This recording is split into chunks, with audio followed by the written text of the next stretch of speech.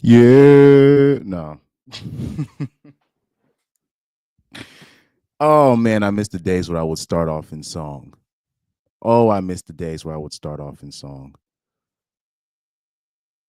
What I learned in the Manosphere. But hold on, they got a couple of these videos right here. Okay, so we will watch this video later on today,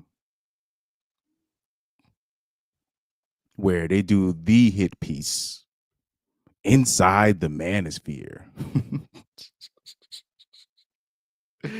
Oh man, it's a 6 minute video. There's other videos I think as well via CNN, but I'm pretty sure you guys have watched it already. But we really need to we got to chop this up. We got to chop this up just in case if anybody hasn't watched it yet.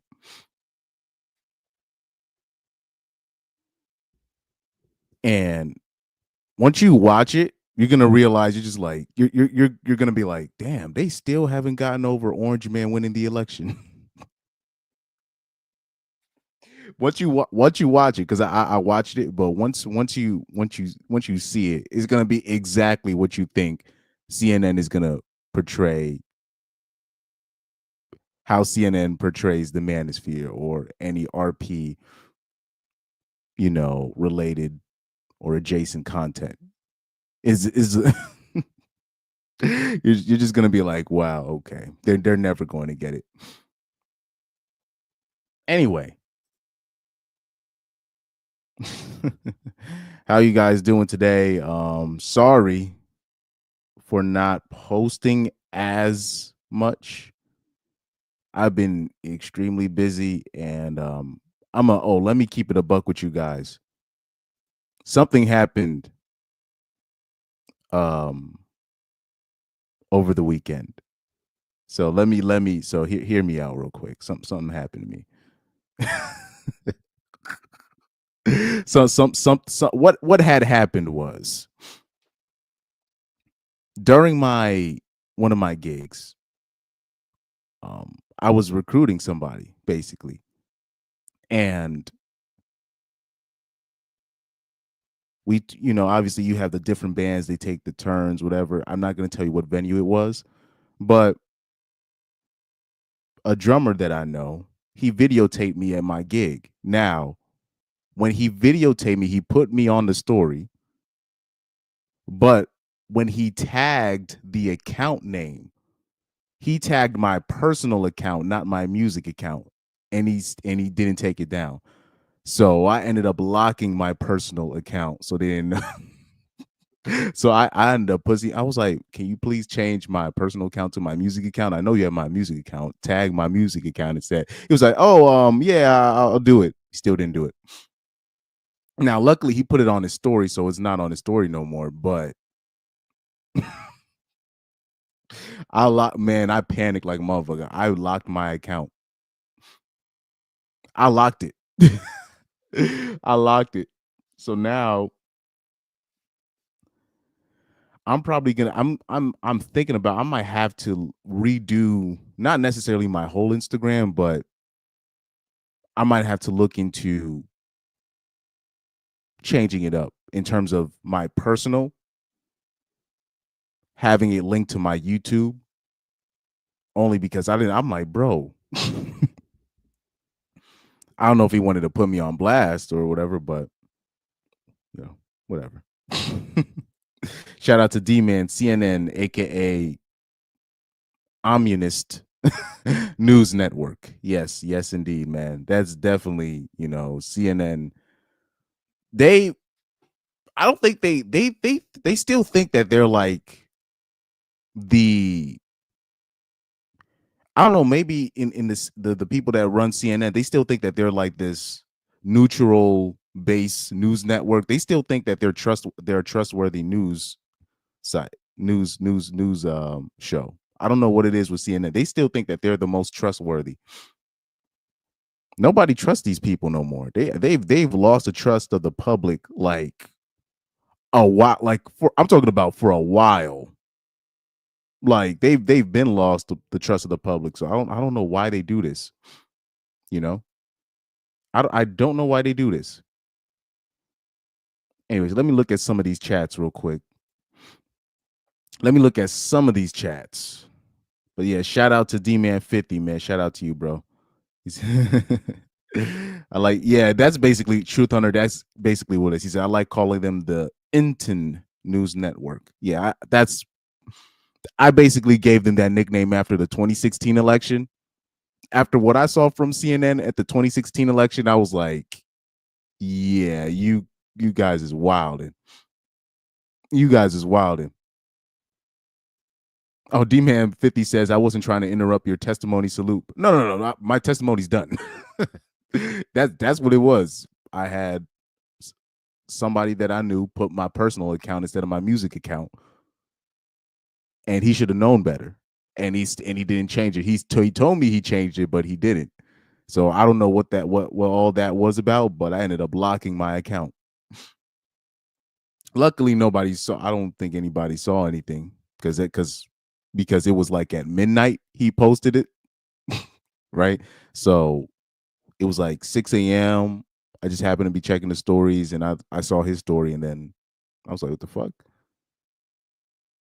So, because it was actually past midnight where I asked him, "Can you please change it?" And it was early. I just remember it was early enough in the morning where I just made the personal decision to just lock my personal account that's linked to my YouTube. So I might have to. We'll see. We'll see. We'll see. We'll see about the Instagram. Obviously, my YouTube is my main bread and butter, anyways. But that was annoying that I had to do that. That was really annoying. I had to do that, but it's all good. It's all good. But let's look at the beginning of the video. Let's look at the beginning. Let's look at the beginning. Just before we even get into all the main stuff. Let's look at the beginning of the video. just to see what we're dealing with. Oh man, let me put this on. What's it? 1.5 speed, 1.25 speed. I don't know what's gonna come up with this, but here we go. CNN's Donnie O'Sullivan got in the cage with former UFC star turned podcaster Jake Shields to explore the Manosphere and why exactly it's so popular. They speak liberal, they have liberal friends, and then they go online and they are a white supremacist. This is Vera. So we already know how they're already starting off completely wrong. So obviously you already know where this is heading, where they're basically going to compare the Manosphere to white supremacy, racism, and then they're going to try to tie that in with misogyny. So as soon as I watched that, as soon as I heard that, I was like, oh, I already know what kind of time they on. Now, and people are going to say, who was dating this woman? You'd be surprised. Now, something in the back of my mind, I feel like she's making a lot of this stuff up. In my opinion, like once you watch this 6-minute video, you're gonna be like, bro, I don't think she's probably lying. She's probably lying. But for me, mostly it's just poorly researched. Poorly researched.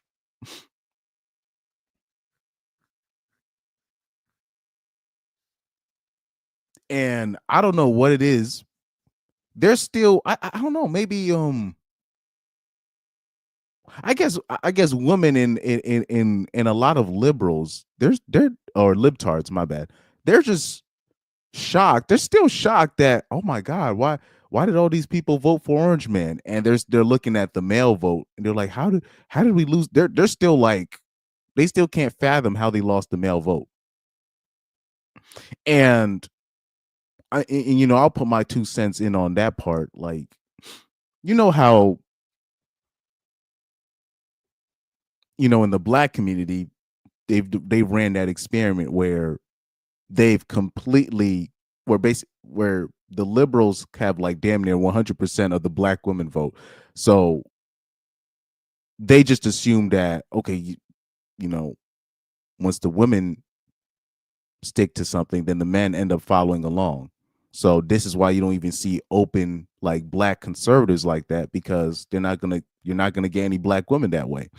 So I think they felt by women being openly liberal, they thought that men in general would just, when you're talking about Caucasian women and just, or women that are in the more dominant society, once they become liberal, they just thought the men were just going to follow along, and they were sadly mistaken. Right, when it just comes to that. So I think that's what it is. I think they're still shocked. They're just like, how they still can't fathom. They still can't fathom. And by the way, in my opinion, I think they've lost the young male vote forever. I don't think there's no recovering from that. You're just gonna have the women just moving towards left and just men moving towards the right. And then on top of that, there's a lot of women out there, they say they're liberal out in public, but they still vote conservative. That's another part of the story that they don't want to, address. But anyways, we'll get back to that CNN video in a little bit. First, we'll start off with a video from Twitter, if I'm not mistaken. It should be saved, but yeah, right here. Got this video from Twitter. It's a little bit, it's not old, but a lot of people kind of already went over it. I think I could be wrong, but we shall see. Where's my loading page? Where's my loading page? Here we go. But I'll bring up the video for you right in a second.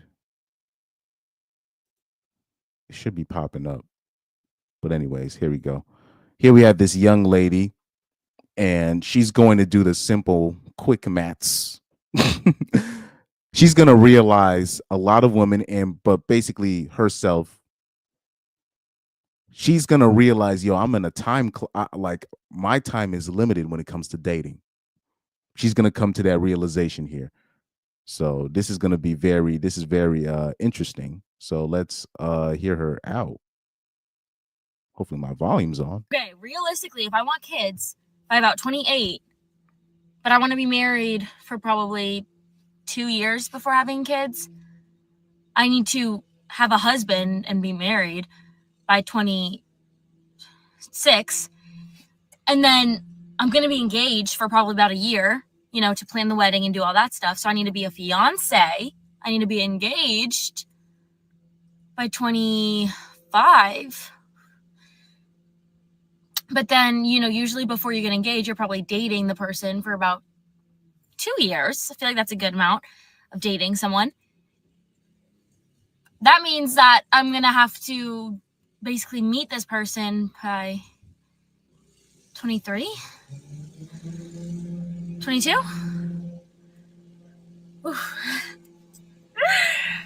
Wait a second. I'm very much single. So how is this going to work? Because my plans are getting a little, I actually have to meet someone tomorrow to have this be my life. What the fuck? Oh, poor girl. And the funny thing about women today is they will say stuff like this and act like they discovered this thought process, and they don't realize this is how things used to be done. This is why men usually would marry younger women. This is why we would have quote unquote age gap, relationships. This is why back then, even in the 90s, what it used to be, it wasn't even too long ago. In the 90s, or in somewhere, I'll say in the 90s and a little bit of early 2000s, but definitely in the 90s, how it used to be, it would be women, they would go through their little whole phase in college if they attended, and then once they were done, basically by junior year of college, they would already have a beta Brad or some dude in mind. So by the time they hit senior year, they would already have like an engagement ring on their finger by the time they graduate college, or right when they leave college, they're already basically engaged. And we still see that today, you know. You still see that in the 2000s, you know, in the 2010s, you still see that. But a lot of the hoes now, they really think their plan is to basically party it up from 13, unfortunately, through their whole 20s. And I'm talking about their whole 20s. And then by the time they hit 30, that's when they say, okay, now I'm going to start dating with serious intent. That's most young women's plan of today. Do their OnlyFans when they're in their early 20s and their stuff. And then once they're out of their prime, that's when they're going to start dating with quote unquote intent, or start dating seriously. Now, that's an ass backwards plan, but this is what they've been told to do, and this is what they believe that they should do. So now you have a woman like this. She's just treating it like it's a discovery. She's like, oh shit, I need to be. I'm 20. I don't know how old she is. She said she was 21 or 22. She's like, I got to be looking for a guy now. You think? Especially, I'll say, looking at her, she got to stop playing. No disrespect, but especially somebody like her, especially a lot of Caucasian women, they used to be on they ish. They used to be like, man, like in their early 20s, they used to be like, yo, I got to find somebody. But nowadays, they really think that they could just keep delaying, keep riding the seed carousel, being a 304 for God knows how many years, and then just be shocked when they're in their mid 30s and no dude wants to take them seriously, you know? So let's replay the video one more time, this time in 1.5 speed. Let's see. Okay, realistically, if I want kids by about 28, but I want to be married for probably 2 years before having kids, I need to have a husband and be married by 26. And then for you, dear, I think a little bit earlier than that, because this is I'm gonna keep it a buck with you, young lady. This is as good as it's gonna get for you, looks wise. I don't know how old she is in this video. She has a car, so she's definitely of age. So I'll say she probably said her age and I missed it. She looks like she's like 22, 21 or 22. So I'm gonna just let her know this is as she needs to be looking yesterday. You know what I mean? She needs to have somebody in mind, you know, pronto. I'm going to be engaged for probably about a year, you know, to plan the wedding and do all that stuff. So I need to be a fiance. I need to be engaged by 25. Probably earlier. But then, you know, usually before you get engaged, you're probably dating the person for about 2 years. I feel like that's a good amount of dating someone. Mm-hmm. You're getting there. You're getting there. You're getting there. That means that I'm going to have to basically meet this person by 23? 22? Yep, 22. Probably really earlier. Around basically 21, 22. That's what 20, yeah, 20 or 21 or 22. You got to stop playing. Wait a second. I'm very much single. So how is this going to work? Because my plans are getting a little, like, I actually have to meet someone tomorrow to have this be my life. What So the fuck? that means she's probably 21 and she's turning 22 very soon. So yeah, like she needs to start right now. But the unfortunate part is they're ill-equipped. So say if she finds somebody, say she actually finds a dude with options, or a dude that she actually really wants to be with, she's still going to be ill-equipped. So she's not going to know no home skills. She's not going to be she's not properly trained. Their mothers didn't train them to be wives. Their aunts definitely didn't train them to be wives. So even if she ends up with the guy that she really wants, she's going to get replaced. She's going to get easily replaced. Like she's definitely gonna be she's definitely going. I'm sorry to say it like that, but she's definitely gonna get cheated on because she's not trained. She's not properly equipped. So she needs to find a dude, she needs to find it. She's gonna need to find a simp and just steal and make sure you do everything that the male simp says and make him the happiest simp in the world. Because if she finds a dude with a little bit of balls, she's gonna get replaced because she doesn't have. Because like today's dudes now, they're willing, they'll cook, today's dudes are basically doing all of the work while the wife does like a fraction of it and then cries about carrying the quote unquote mental load. You know what I mean? While working a shift at a job that's not bringing her anywhere in the long run. So yeah, she's gonna need to find somebody that she deems below her level, even though it's gonna be a guy really above her level. She's gonna need to find somebody that actually takes her seriously. Because if she finds like a guy that she really likes, she's gonna get replaced because she's just not. Because for her to have this realization now, she's already not prepared. She's like her parents or her particularly the women that she knows in her life basically prepared her to fail. No disrespect, right? I say this all respectfully, right? Let me see this. Truth Hunter said people always told them this and they didn't pay no attention to it. You are right. There have been people that have told them this, but I just, in my opinion, from what I've seen from older women and just knowing the behind the scenes and seeing how women talk to each other, how older women talk to younger women, a lot of older women have set up younger women to fail when it comes to relationships. They've set them up, including their dads, because you'll have the dads relaying the mother's messages instead of the mother relaying the dad's message, what the dad has in mind.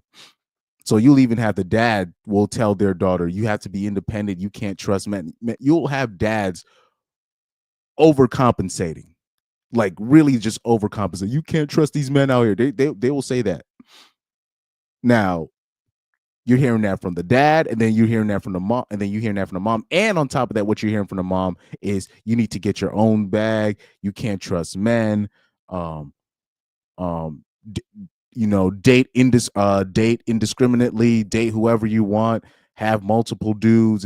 This is what they're also hearing from their mom, and then from the dad, they're hearing basically the same thing, but don't trust men. That's what they've been told their whole life. Don't trust men. You can't trust men. Pick the bear, right? They've been like, people think this bear conversation is just they've been told this basically their whole lives. Gen Z women, don't trust men. You can't trust them. You have to have your own thing. You can't trust them. So that's what they've been told. Shout out to Educated Pookie, aka Educated Tyrone in the chat. Shout out to Thornstar the Fifth, aka Trevor. Shout out to you, man. He also says they flip out when they hear after 30, it's considered a geriatric pregnancy. Yeah, and I just wish somebody has to be man enough to tell women, like, look, particularly younger women, somebody has to tell younger women, like, look, there's going to be older women out here that are jealous of you just because of your youth. So take this time in your youth to make sure you're trained, right? Like, they don't even understand how sabotaged they are, right? Like they got Gen Z women got sabotaged, and I know I'm probably taking a lot of the responsibility off Gen Z women by saying this, or Gen Alpha girls in training, right? But like a lot of women have been just told, don't cook, don't do this, don't do that. Like,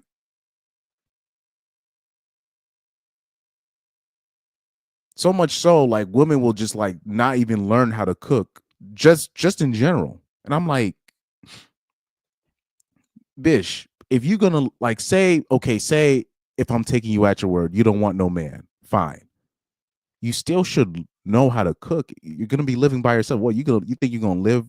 You gonna live off of you gonna live off of DoorDash your whole life? You gonna live off of Uber Eats and or meal prep, whatever, whatever that stuff is. Are you serious? In jail food, you go live off that your whole life? You need to cook, not necessarily for a man. You need to be able to sustain yourself. But that's how I'm talking about. There are women that have just completely neglected the bare essentials, or was it the bare necessity, whatever, the essentials in life, just because they don't want to do it for a man.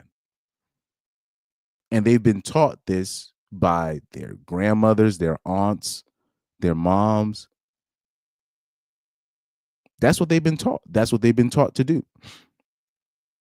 And I wish younger women could hear how older women talk about younger women behind their back. Like, if they were to hear how, particularly when the older women be getting the chads or they get the athletes, and the amount of junk they talk about younger women not being able to cook, clean, or not do nothing, not listening. It's if younger women could see that, they'll be like, oh, I get it. You know what I mean? They'll be like, I get it. And I'm not like, and it wouldn't be to just tell younger women just hate older women. No, I'm not, because you just need to understand what the game is, right? They got to understand what the game is, because even men, we know that even though we have this whole manosphere, we have this space, we all know most men will dime, they will betray each other for just a chance of getting some punani. So most men already off rip, we know that. So we don't even when it comes to other men, we don't 100% trust each other through thick and thin like that, because we already know men will kill each other, will betray each other. But there's a lot of younger women out here that really think that we're all in this together with other ladies, and they, particularly the older ladies, they tricked y'all. They tricked y'all, right?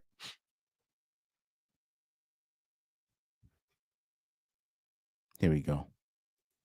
Truth Hunter said also live off of fast food, or they sneak food from their moms or friends. Oh yeah, also when they go out to dates, a lot of women, they will save up food from their dates, right? There's dudes that they call for like quote unquote foodie dates. I've seen women's phone I've seen, like, I remember I was with whatever. I'll keep it a buck. It was it was a older woman. Not necessarily like, she wasn't geriatric old, but she was in her 30s. She was in her 30s. She had a whole fridge full of like I'm talking about leftovers. A whole fridge full of leftovers. She's like, "Do you want some pizza?" And all this stuff. I was like, "What?" She had like I'm talking about a whole fridge full of leftovers, off of stuff like other men bought for her. You know? And I just ate the pizza and just listened to her talk. Even though I wasn't listening to her talk, it was just coming out one ear. And you already, because after you fuck a bitch, it's like you're not really listening to her. But anyways, she had like a whole fridge full of food. And then I also know, women obviously my age, where I would work with certain women and they would make fun of the men in their contacts lists. Like I remember like one girl, she had like, the dude was labeled literally free food.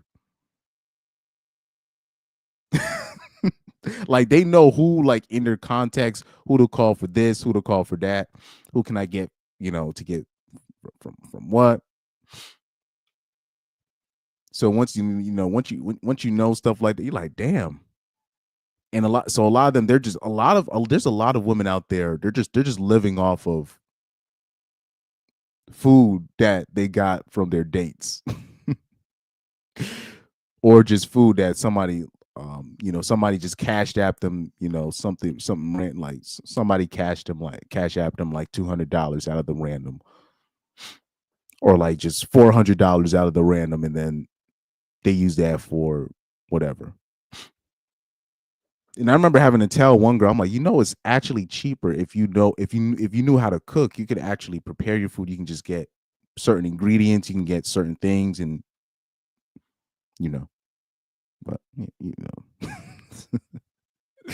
oh man. Truth Hunter said he knows a few ladies who did that to avoid cooking. Yeah, it's a lot of women like that. Truth Hunter said I had a smash date like that, nicknamed her Axis because her fridge was full of German, Chinese, and Japanese food. By the way, people, I do have a favorite, food. I do have a favorite um I do have a favorite how do I say it, genre of food? I don't know. Somebody needs to be in its okay, if somebody can guess, I hope somebody can guess what's my favorite food in terms of just in general. What's my favorite like international food, or if it's I do have a to go um spot of food where like even I'm talking about to this day, because it's recently I just came to this realization. Oh man, I like this type of food that I'm tempted to even bring women on a foodie date just because I like the food so much.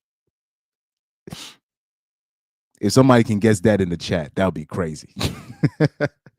I won't say it, but anyways, but I will give the recognition to anybody in the chat that will find out what is my favorite food, what is my favorite type of food. But anyways, moving on, moving on, moving on, moving on, man.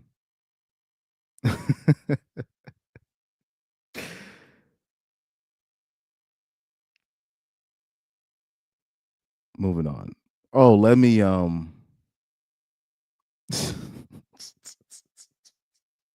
let me put this video out here. Let me put this video out here because I found it. I found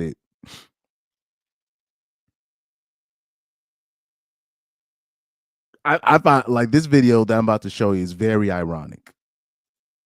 Like they don't even realize. I don't even think the normies realize, or black. I'll say black women particularly, but I'll say women in general. They don't even realize how ironic this video is.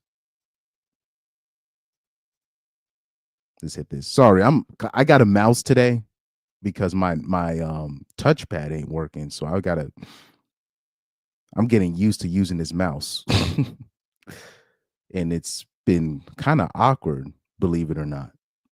But I'll get the hang of it. I'll get the hang of it. Very soon I'll get the hang of it. But anyways, let's share this video right here. Okay? So you're going to have a sister here. She's going to talk about CIA experts sharing how successful women get manipulated, right? So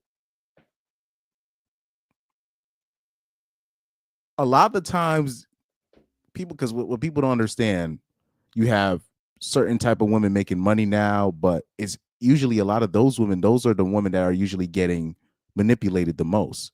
When you look at the Tinder swindler story, his victims, most of them, particularly the ladies that they focused in on, those were high earning, well, not necessarily high earning, these were working women. Like these were women in their 30s that made their quote unquote own money that he was making bank off of. It wasn't no like young IG hotties or whatever, young IG models or young 20-year-old girls, whatever. It was women in their 30s. That's what particularly women in, feminists where feminism is like high, in the Nordic countries and places like that. Those were his target of women, because those are the women that are actually the most easily manipulated. So this is going to be a very interesting topic. Let's hear her out real quick. CIA experts are sharing that the most vulnerable group of people for manipulation are women over 35 who are educated, appear to be well-dressed, but overweight and or visibly unhappy. Get in here and let's talk about it, because ladies, we need to protect ourselves. So this is interesting. Off rip. You heard what she said? The CIA determined, even though they've determined that a long time ago when it comes to just women in general, but look, watch this again. Watch this. Vulnerable group of people for manipulation are women over 35 who are educated, appear to be well-dressed, but overweight and or visibly unhappy. So basically, I don't want to say I don't even want to say the race, but let's leave it race neutral. Let's leave that race neutral. So this is basically women hitting the wall. These are the women that are the most manipulated. These are the women that think, those are basically the women that they think they're winning in life, or they think that they're better than the average, man, right? So that's that demographic right there. Over 35, educated, and we put educated in quotation marks. These are the people. And what she said, overweight. So she's low-key talking really only about one demographic of people, but we'll just leave that alone. We'll leave it race neutral, but we'll let her talk. Get in here and let's talk about it, because ladies, we need to protect ourselves. So there has been a wonderful former CIA member who has been coming on podcasts all over YouTube. I love watching stuff like this about the tactics that they use in the CIA when they want to infiltrate a country and get information out of a person, or the tactics that other countries use when they want to get information out of Americans. So let me see. Sorry, this thing is buffering for some reason. I don't know what the hell is going on. But anyways, we'll leave it again. Used in the CIA when they want to infiltrate a country and get information out of a person, or the tactics that other countries use when they want to get information out of Americans. And he said that is the number one target group that's the easiest to break down. And as a woman over 35, that made my ears perk up. He went on to explain how the manipulation tactic actually works. And that's what I want to focus on. Not so much who's the victim, but how do you ensure you keep yourself safe? So here's the process he broke down. The first thing is that a person who's trying to manipulate you will trigger a hormonal response in you, right? They will do something to set off your dopamine and your adrenaline, because what that does is it makes you happy and feel safe, right? So this is why love bombing is effective. When people come in with heavy compliments, heavy gifts, flowers, chocolates, bags, all of that stuff is setting off your dopamine, right? And if they're showing up to help you, if they're showing up and giving heavy emotional resources up front, they're trying to make you feel safe very quickly, because they know that that hormonal response will also make your brain think that they're. So here she's missing the point, because she's just thinking about dating. She's just taking it about just dating, and she doesn't understand this is what the Democrats did to basically black women or really women in general, but particularly this is how now Democrats, they will always have black women's vote forever. They don't, you know what I mean? Or just feminism programming in general. This is how feminism was able to just grow legs and sprint like Usain Bolt. You know what I mean?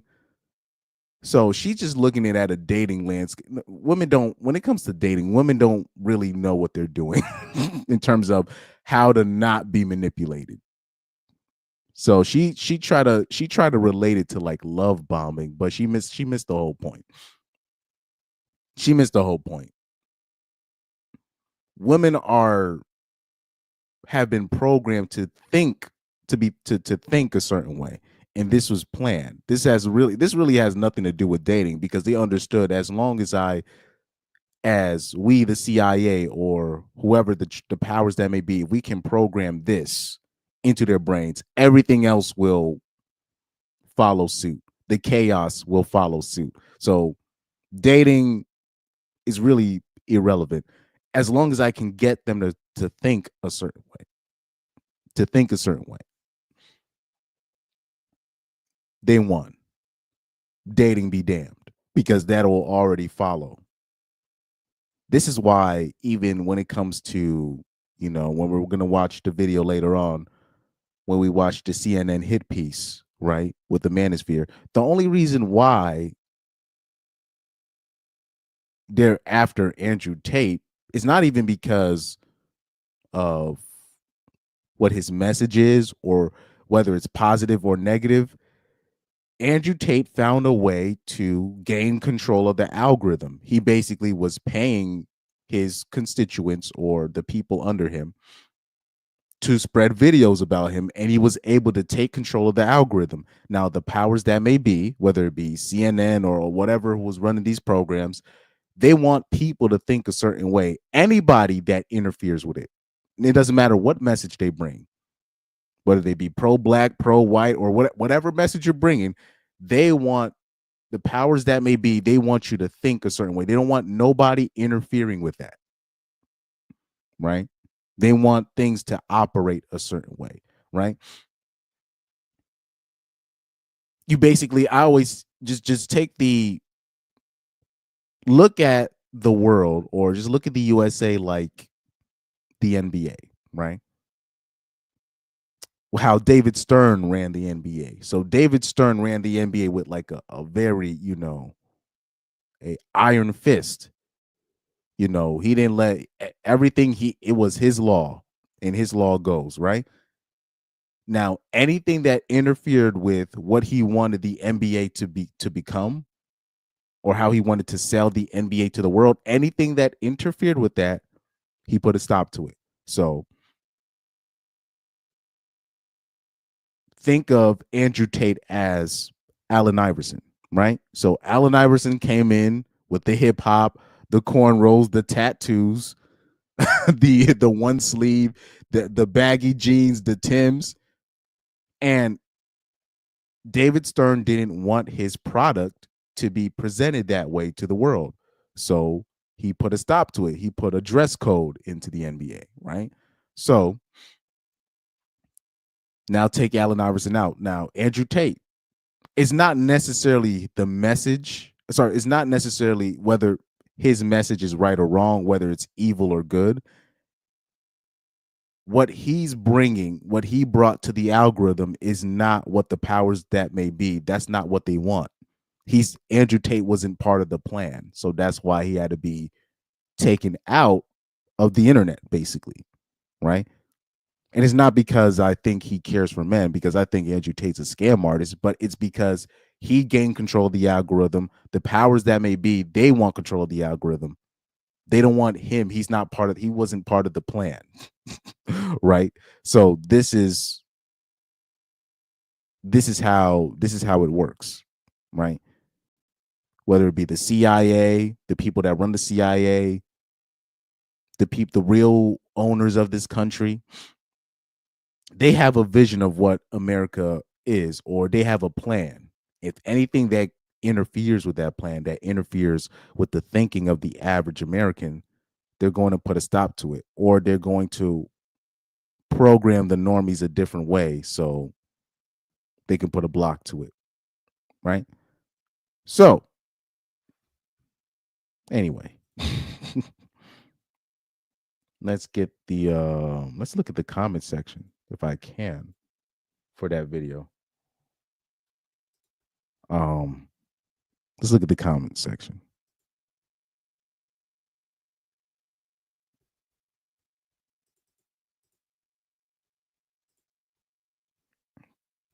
Because there's a lot of ladies, they're always worried about being played and being taken advantage of and being manipulated. But I'm just like, you already have been played. You've already been manipulated. You're already dead. They still think that they're in the video game and they're still alive. I'm like, your character's dead. You're done. But right here, Somebody said, stay dead on the inside, ladies. No one can play you. Somebody said, where was this information 6 years ago when I met Voldemort's brother? Oh, Lord.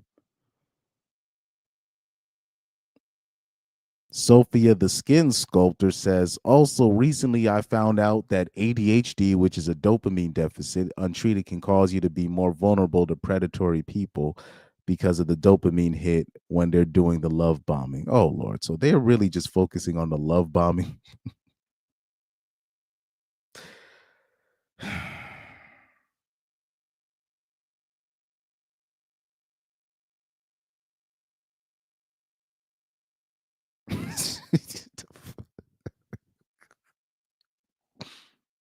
They will accept all types of gifts from their boyfriend, a criminal boyfriend, and then they'll accept all of it. And then it'll be like 5 years later, they'll realize, oh my God, I got manipulated. But then it'll be like a regular dude on a date. He'll bring the bitch flowers on the first date. And they'll be like, he's love bombing me. This is a damaged bunch, bro. This is a really a damaged bunch or a damaged batch of broads that we have. This is a very damaged, bunch of broads that we got.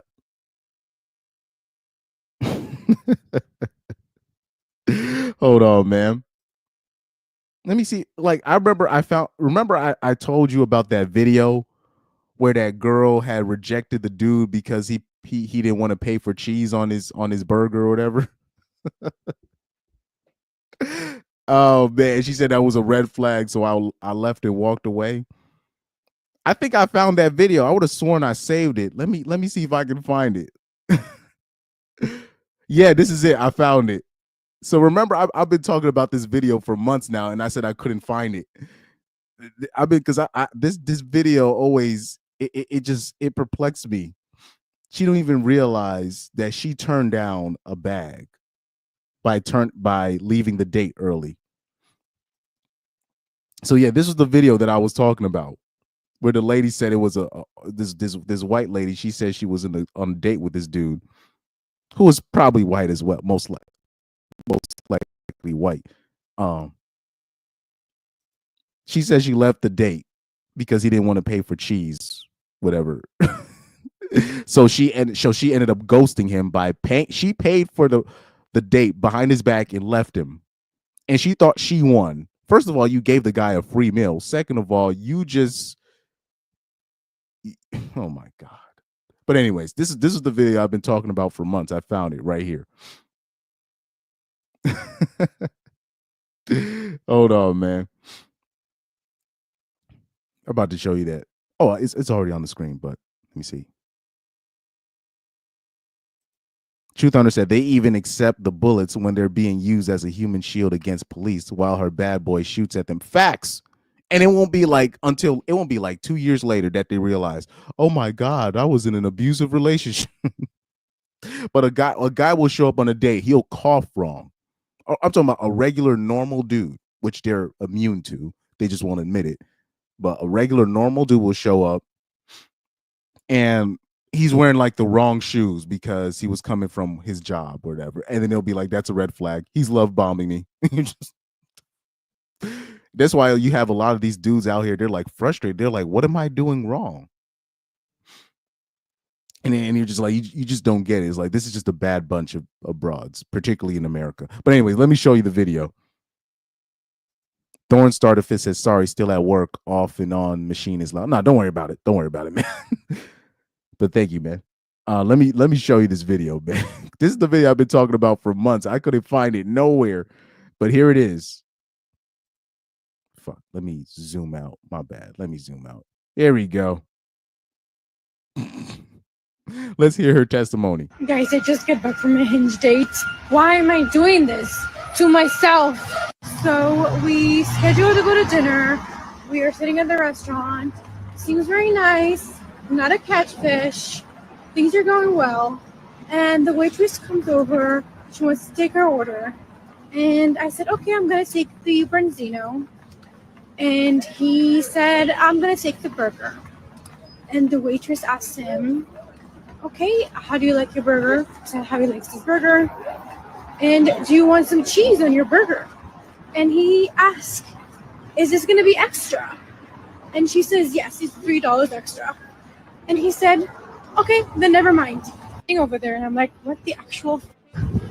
I'm like, okay, I'm hungry. I'm gonna eat my branzino and see what happens. And he's like, oh my god, you have to pay extra for everything these days. And I'm like, yeah, it's New York City. So I got my branzino. He got his burger. We were eating, and once I was satisfied, I got up, and I was like, I'm going to the restroom for a second. And I took my purse, and I went to the waitress, and I was like, hey, I just want to pay the bill. And I just paid the bill and walked out of the restaurant. So I texted him, the check is taken care of. You should have gotten the cheese. And I blocked him. Guys, I just got back from a Hinge date. Why am I doing This bitch is a retard. I shouldn't have said that. But yes, like this, she don't even understand the type of dude he was dating. She doesn't realize it. And this is why I laugh when women say that they have emotional intelligence or intelligence in general. Right? But what she doesn't realize is that guy is a Jew. you that guy was a Jew. That's that's there's a lot of dudes like that actually have money, and they don't even have to be Jewish. I know guys with a lot of money. They will hear something like that. They'll be at a restaurant and they'll be like, "Wait, I gotta pay $3 extra for cheese," or they'll be ordering a pizza, right? And they'll be like, "Wait a minute, I gotta pay extra for plates. I'm not coming back here." There's a lot of dudes like that. Now I'm hearing her accent, so she's probably not. She wasn't probably born in America, so she probably moved to America. So she may be not. She's probably not privy to this information, but she doesn't understand. Like the guy that she was dating, he actually has a lot of money because she said they were at a nice restaurant. They were there, blah blah blah.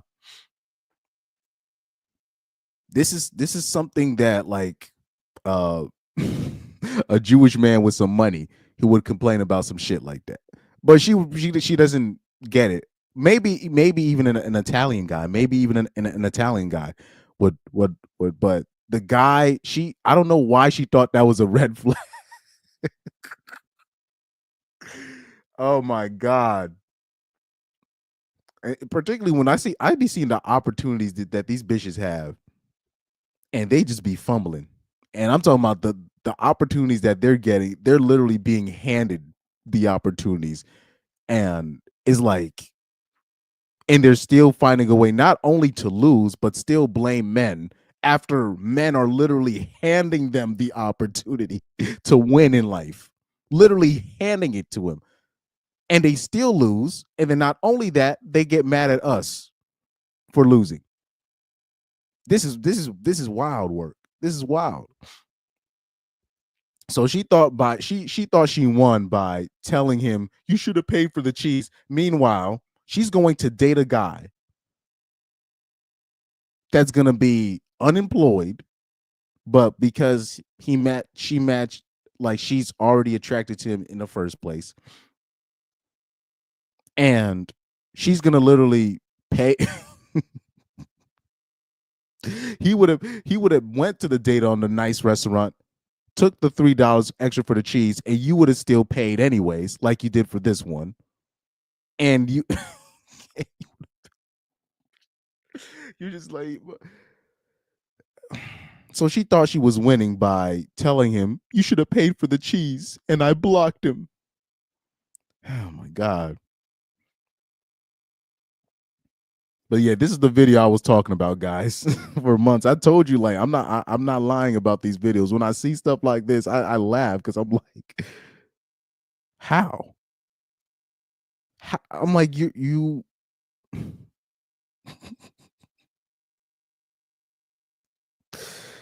Oh man. Truth Hunter said, remember that one guy made a video too, and it made her look like even more of a fool. She then tried to backpedal and was funny as hell. But I've seen there's a lot of videos where I've just seen women just fumble like bags, and the guy like even in the workplace, you just see women just being handed certain things and they just fumble. And it's not that they won't. It's not just them fumbling. They get mad that they fumbled and they don't take accountability. They don't take the responsibility. They end up blaming it on a man. Like they'll be having sex with a guy at the job so they can advance in the work spot. The guy will give her some opportunity. She'll mess up, and when the guy finally is like, "Look, I can't keep you on here because you're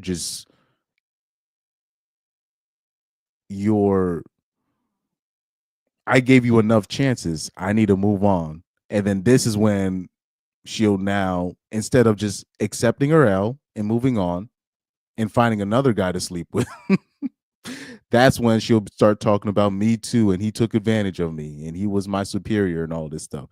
This is why this is where you're just this is where I come in. This is where I come in. People think people think guys like us, we're mad at women for sleeping around or doing stuff. I actually don't care about that stuff. It's the other stuff afterwards when you don't get your way, even though everybody just done move, earth and hell and high water to give you what you want. You fumble because you're you, right? And then now everybody else has to pay for you fumbling. This is where I come in. I'm like, no, we can't do this. We can't do this. So right here, yeah, Thorn Starter Fit says, she said, nice restaurant. He's not cheap, just frugal about incidentals, unlike women. Exactly. They don't understand all these things. All these things add up, right? When you talk about budgeting, right? And all this stuff. This is why a lot of women like being with drug dealers, because they'll just give them the money, right? Particularly when they're younger, right? Now, especially if you're a younger man trying to make money out here, you notice the little things because you're thinking about yourself, you're thinking about the responsibility, right? Or say if you're a man in your 30s and you have some money, what will happen is a woman will get with a guy like that, a guy that's responsible with his money, but he's also rich, and then she'll just be shocked that the guy will be like, "Hey, what did you get at Target again? What did you get at Walmart? How much did you get at Walgreens?" And she'll be mad that she's getting audited by her husband. And this is where, the term, they keep talking about, financial abuse, right? This is where that comes from, where basically where a man is, they just don't want to be audited by their husband, right? So they'll call that financial abuse. But they don't understand when a man makes money like that, he's not only is he making money, not only is he making it via, interest, compound interest, investments, and all this stuff, but he's also saving money at the same time. So it's all of these things coming together. And what comes with saving money is budgeting. And women are not trying to, especially if she thinks you got money, she's not trying to hear that. She's not trying to see you with that, with your Excel sheet, you know what I mean, with your pie charts and all. She's not trying to see that.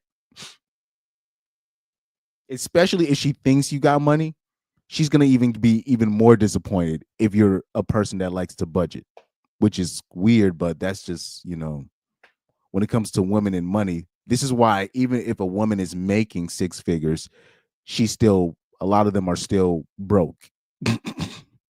Even like the women today that are making six figures, a lot of them are still like they're living OD paycheck to paycheck.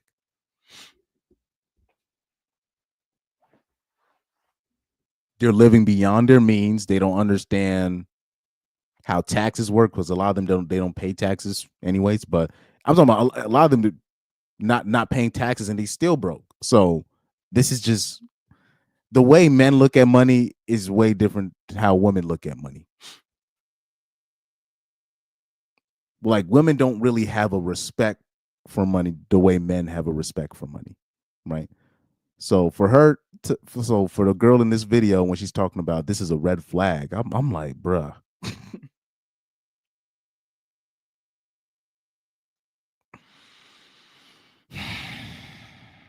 Anyway, like I know, like, dude, there are millionaires. Sorry, I know this one millionaire lady, Jewish lady, like, and she makes bank. Older Jewish lady. She makes. I'm talking about makes bank, and she's actually pretty well known in the entertainment industry. I've seen her. She'll do things, even like the clothes that she be wearing cheap clothes, dog.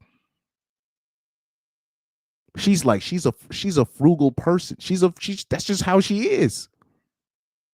People with money that got their own money, that really bosses out here that really got their own money. A lot. I'm not saying most of them. A lot of them, yeah, they'll spend their money on certain things and that, but you'll be surprised the certain things that they're frugal on.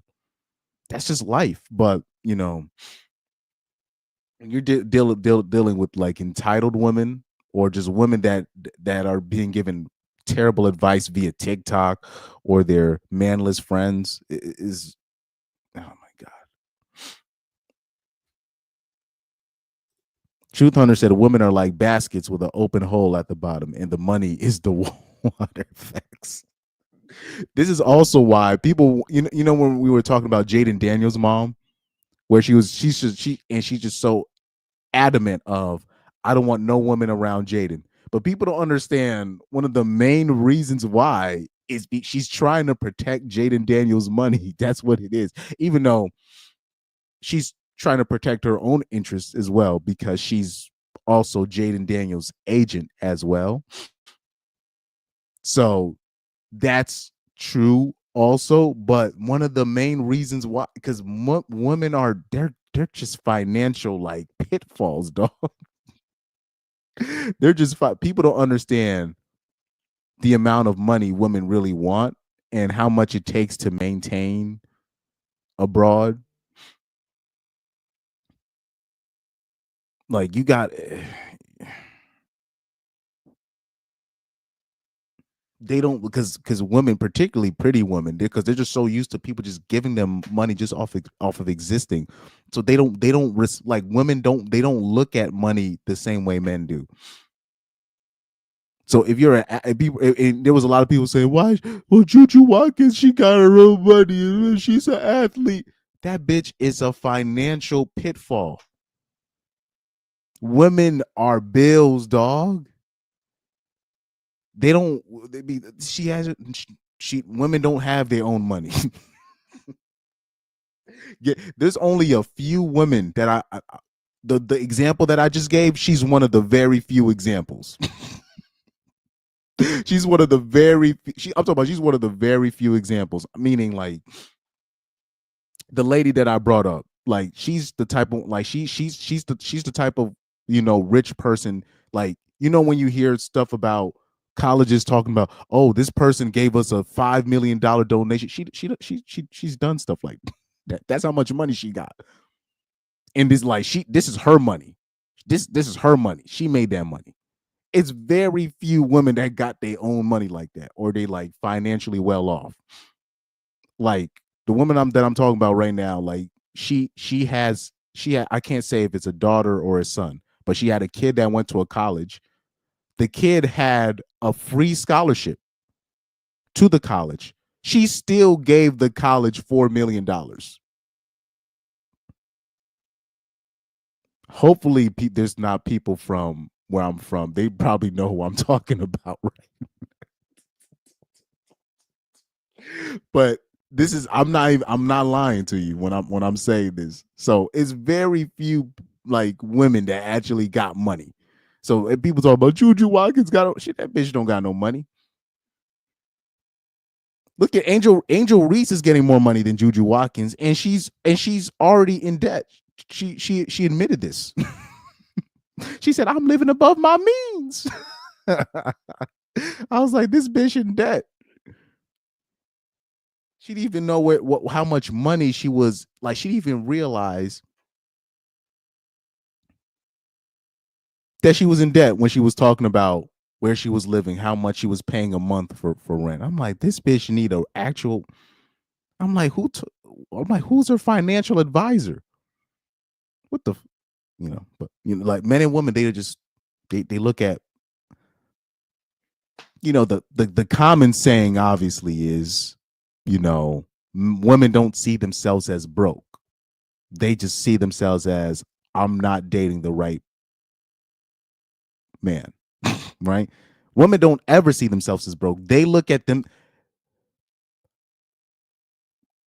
Women don't look at money like money. Women look at themselves as like they're the resource. They're the money. So when you'll hear a woman saying, "I'm the table," she really believes that in her mind, she's the money. She's the resource. And technically she is right, because when you talk about war, right? When they talk about spoils of war, it's women are the spoils of war. So technically women are right when they say that. It's just, but that at the end of the day, that would mean you're objectifying yourself. And I thought you said you didn't want to be treated like an object. But anyway. So Truth Hunter said, and men are like water faucets. Then they know when and how to turn the water, aka money, off. Yeah. Thorn Starter Fifth says, my mentor, extremely wealthy, taught me to keep track of all expenses. It can get out of control fast. Yeah, like my dad, he's always on me with the and my mom both of them really. But yeah, my parents, they're always like how do I say this about my parents?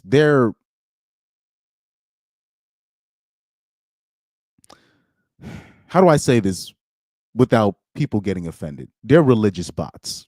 That's my parents are religious bots. But when it comes to all the important stuff like money, car problems, school, etc., they know all their stuff, right?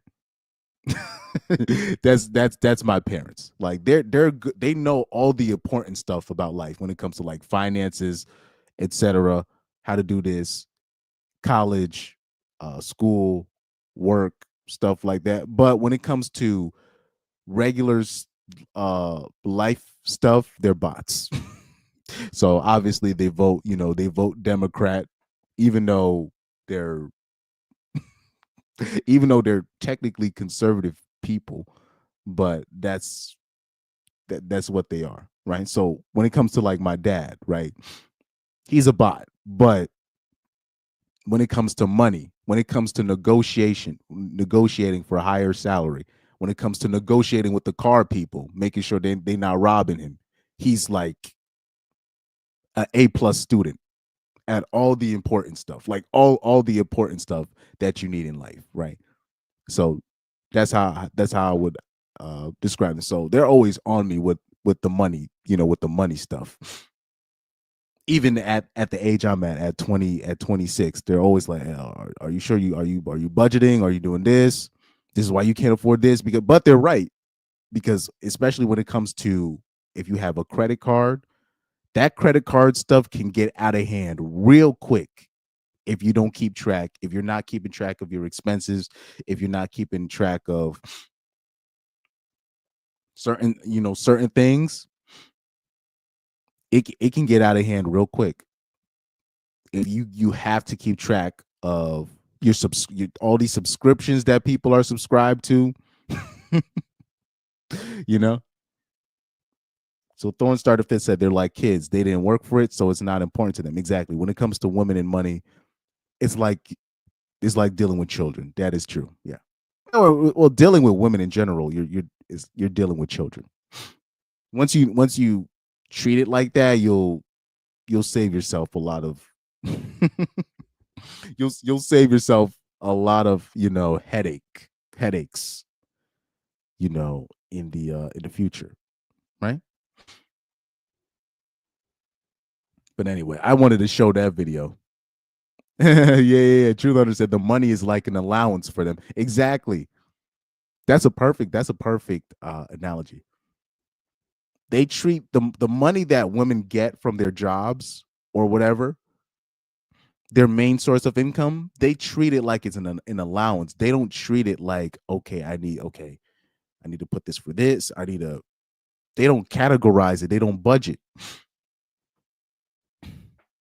They don't budget, And there's a lot of people in general that don't budget properly, but especially you'd be surprised the amount of young women that do have pretty high earning jobs, and they're not budgeting. And you're like, but like you're actually making, now, I'm not saying decent money, but you're making real money where really like the type of money that they're making, technically they should be helping their parents out with their finances, but they can't,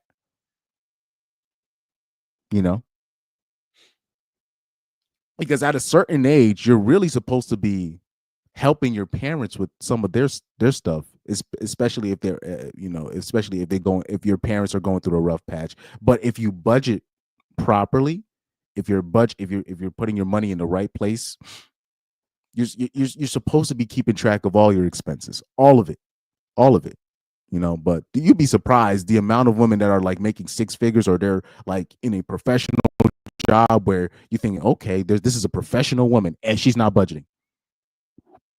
And I'm like, with the amount of money you're making, you're not budgeting.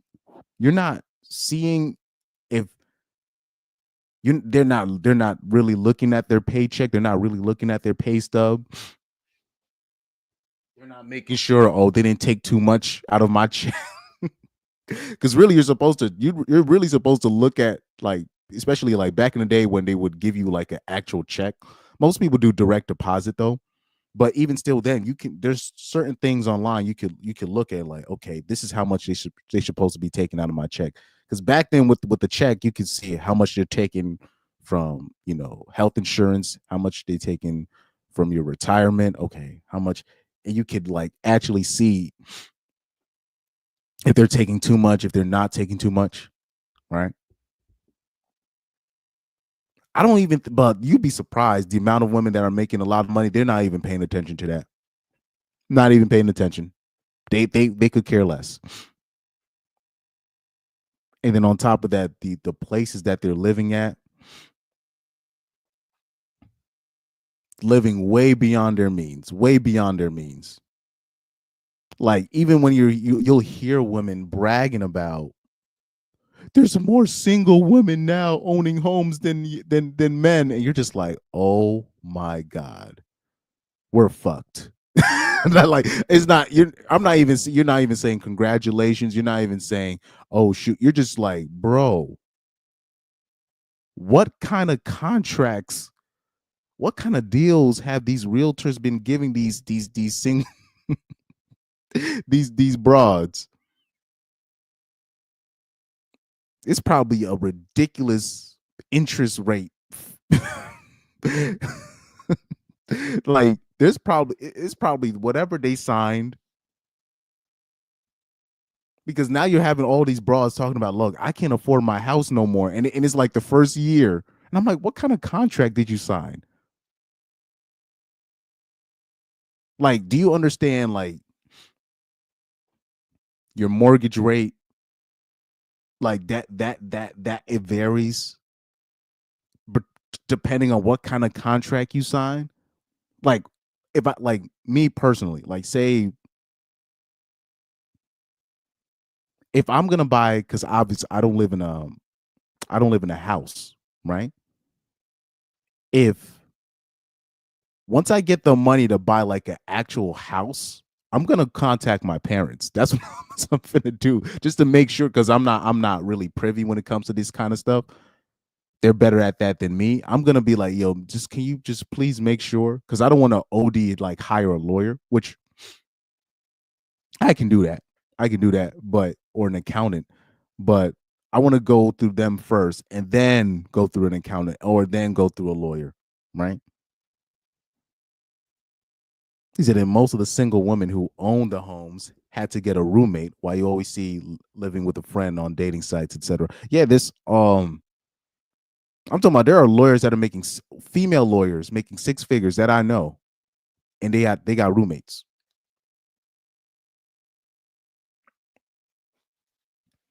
I'm talking about women that I know personally, or dudes that were dating women that were still in they were in financial straits and they were making six figures.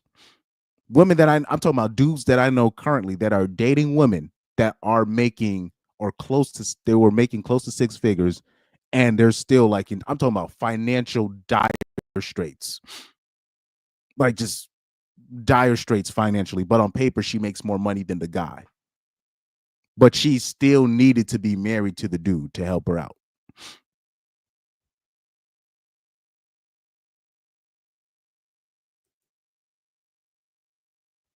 It's really.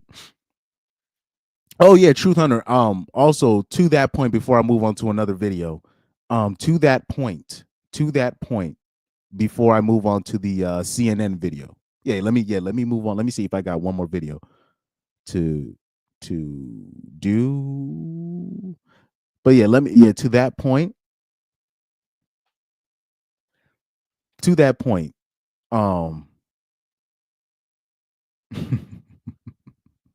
Yeah. I'll show you this video. I'll show you this video. To that point, I remember seeing an ad. I'm not going to tell you what the town was, but they were looking for a roommate, and I needed a spot to stay for a little bit. So I had visited the spot. It was a house. They just needed a roommate for they had a room for me. And I thought it was just like a situation with okay, it's just one woman, like it's like some 30-40 year old like working woman, whatever, and she owns the spot, but she has rooms, whatever. I thought that's what the situation was. Nope. Thankfully, I did my research on the spot. It was her and like three of her other single lady friends up in there. I was like, oh nope, I'm not doing that. I'm like, you need like three other women in this it's like a regular house. You got all these ladies here and you still need a roommate to help you pay. How?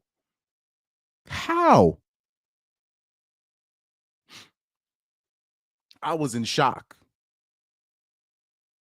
Like they were trying to run the joint like it was like what's that show called? Grey's Anatomy, where all these doctors live in that one house. What that's how they was trying to run it.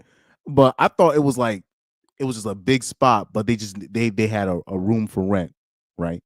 And the particular town that they were doing it in, I was like, oh, this will be perfect for me. This will be perfect. I can stay there for what, 3 months. I don't need to bring a whole lot of stuff.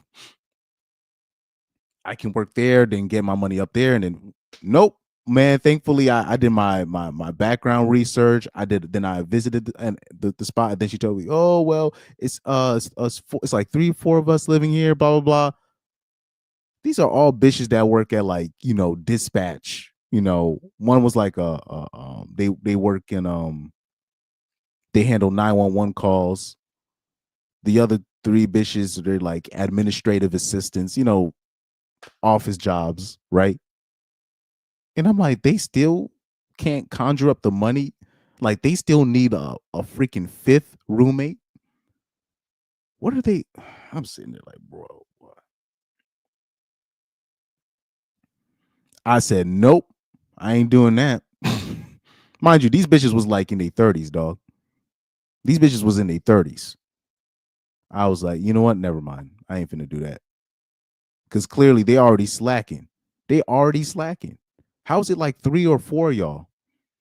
And y'all still can't afford whatever. First of all, the home should already be paid off, but you still can't afford the property taxes that come with. Oh, just,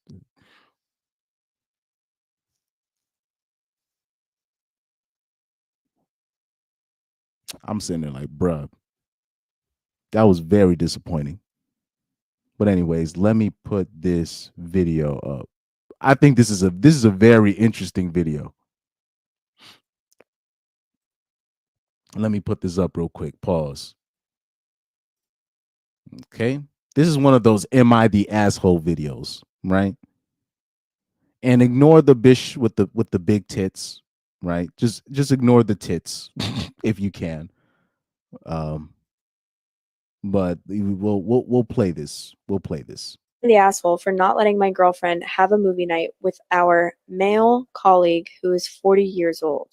Update. She actually went through with it. Earlier today, we sat down to discuss just how I felt about this whole thing and that it's weird for her to go alone home to him as he is effing 40 years old. I was very clear about my opinion about being excluded from this whole thing and that it's not all right for me to feel like I'm third wheeling my own relationship. Her answer, I did not take you for such an insecure man after 5 years together. Honestly, this kind of broke me. How is it okay for her to just set my feelings aside with a comment like that? I must admit, I am absolutely not the best with expressing my feelings in this kind of way, and it feels very uncomfortable for me to open up like that to someone, even if we've been together for years. And I can kind of see why when that was her response. After that one little comment, it really sank in that she actually doesn't care about me anymore. The rest of the conversation went downhill from there on. I started to accuse her of cheating. She started throwing an effing fit about how dare I accuse her of something like that after 5 years together. How didn't I trust her? After about 20 minutes of this, I was honestly broken down. So I just walked out. I didn't say anything. I just walked. I was out for about 30 minutes just to try and clear my head from this whole conversation. When I came back, she was waiting for me with just one question. Do you think I actually cheated on you? I said, yes, I really do. And then I think I did something stupid. I showed her my first post to get my point across even more that the things I'm feeling and thinking about this all around opinion in the comments. She was stunned and silent for a bit. I think she actually saw why I felt the way that I did. Her response after that, I must go. The 40-year-old is waiting to start the movie, and I think we should have a small break from each other. She went. She effing went to him after our fight. What did it do? I went to my father at his work and actually cried in his arms for the first time in probably 15 years. And now I'm at home in bed, have to talk to my landlord, and she is very understanding, and she said that I can take my name from the lease anytime I want. What now? I'm in bed feeling totally empty, numb, sick, furious. And to be honest, I went kind of off the hook when I came back from my dad's. I threw some shit on the floor, actually cut the networking cable in the wall as she is maintaining a blog that she is very passionate about. This update went probably just the way people expected it to. So I hope people are happy that my relationship is probably 100% over to spare me in the future. But please, how can I come out on top? I have to see both of them on Monday when we get to work. I don't think I can handle this, so please, advice is more than welcome. I might do another update later on if I can mentally go through this again. As per now, I literally can't handle it. I am mentally breaking down as I'm writing this. Okay. Now, the reason why I showed that video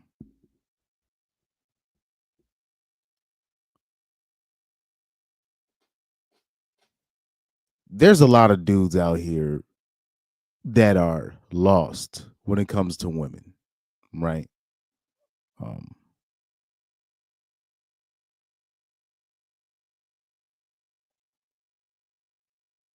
Let me bring this up because there's going to be a lot of people that disagree with me what I'm about to say.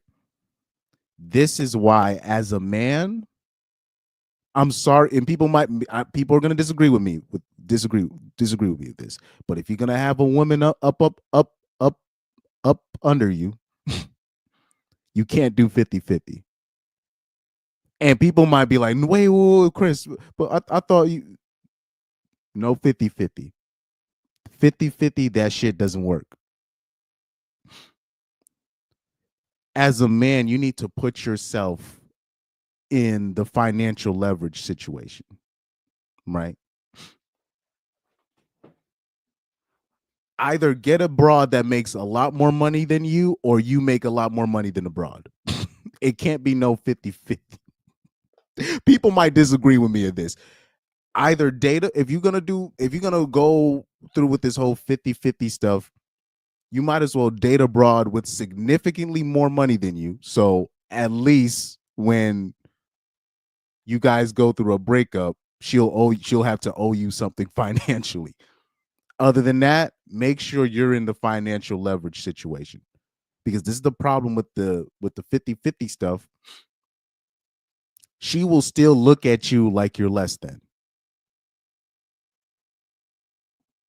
So in this story, him and his girl, they work together. And he thought, oh, because we work together, we both work the same jobs, I can keep an eye on her. She still cheated with an older guy, because he said the guy was 40 years old. So I'm assuming this couple, what? Oh yeah, she said in the beginning. What were the ages of the couple? Let me see. Am I the asshole for not letting my girlfriend have a movie night with our male colleague who is 40 years old? Update. She actually went through with it. Earlier today, we sat down to discuss. Oh, so she didn't say, but obviously they're in their late 20s and they have an older male colleague. It's probably her superior, but or in a different standing in the company, that's able to go somewhere with his money or able to do things. And just because you're working with your girl does not mean she's not going to cheat. I know plenty of situations where it'll be like a female's, it'll be a, like, I remember seeing something where it was like a female officer and was it a female correctional officer or was it a female prison guard? And she was going out with, she was married to a guy that worked at the same prison and she still was cheating on him with a prisoner. So she thought just because he was working in the same place as his woman that she wasn't going to cheat. I'm like, bruh, that's not how it works. But by the way, back to the whole 50-50 stuff. When the reason why I believe men need to put themselves in a financial situation where they're running the program and they can replace the broad, right? So I believe in, as a man, you need to put yourself in a financial leverage situation. And then on top of that, limit the amount of times that a woman could like move in with you, right? Because from what I've seen, it seems like girls or women seem to be more on your program when they're doing the chasing, right? So if they don't have the ring on their finger and they're trying to work to that number one slot and they don't live with you or they're trying to live with you, for some reason they be acting right. But once you start moving it in and then you put the number one title on them, then they act like they don't have to work for that spot no more. So that's what I believe. I believe as a man, you need to put yourself in a financial leverage situation where a woman is not, she doesn't have a say. All right. People be like, well, shouldn't she help? Because a bitch will help with one bill and she'll think she'll have a say. Nah, no. Because most women are not really looking to be your teammate. You know what I mean? Most women are not. They're just not looking to really to actually be your teammate. I just think as a man, you need to put yourself in the financial leverage situation, and then like say if something happens, an emergency happens, and you can't work for a little bit, then maybe she steps in and she handles some of your slight work, but that's got to be temporary. When you in these so-called 50-50 relationships, this is what I be seeing a lot of the times with these 50-50 relationships, or even like from my coworkers. Can't tell you where I'm working right now, but I have a whatever. Anyways, but the job that I'm working at, I'll be hearing these people talking about, oh yeah, my wife or they'll be saying, oh, my girlfriend, whatever. Oh yeah, she makes as much as me, or she makes a little bit more than me. And then they'll talk about, oh yeah, my girl, like I'm one specific dude, he said, oh yeah, my girl, she got flown out by her by the family that she was working for. Like the I was like, and in my head, I'm like, what? She got flown out where? To do what? Oh, they just wanted to show, their appreciation for babysitting their daughter or their kids or whatever. And I'm like,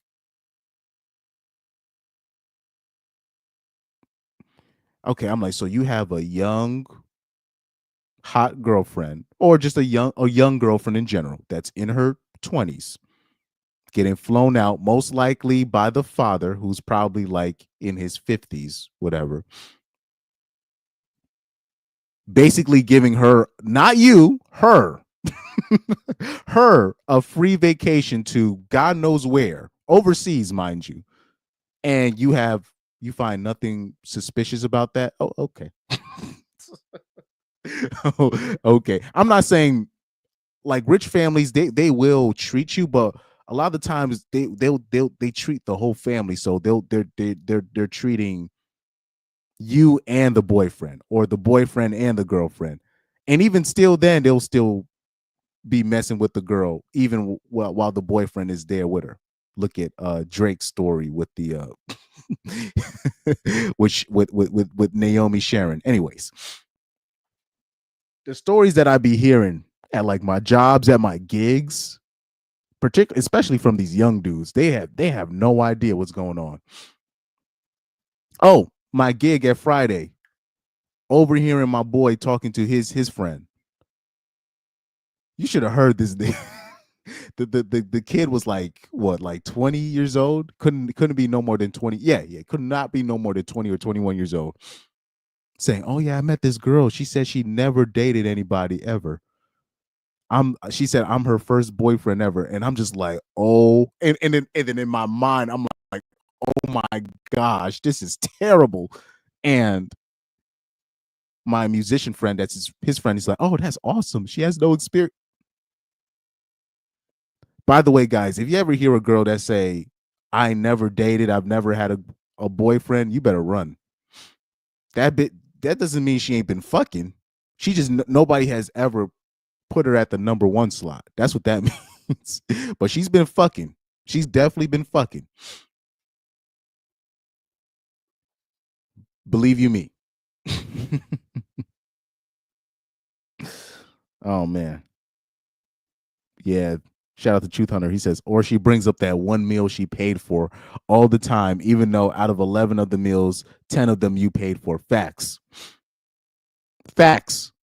That's why I just think, as I'm not saying don't ever date women that makes as much as you. I'm just saying when it comes to, if you're gonna be, because I don't even advocate for cohabitation or even serious girlfriends, but if you are gonna be in that space where you have a serious girlfriend, or you want to put somebody at the number one slot, just understand, as a man, you should be aiming to be making way more than her.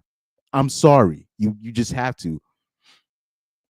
I'm not saying it can't be a temporary situation, but just understand that 50-50 shit, that shit don't work, because then you got to look at it financially. Okay, you're 50-50 with a girl. What if she cheats?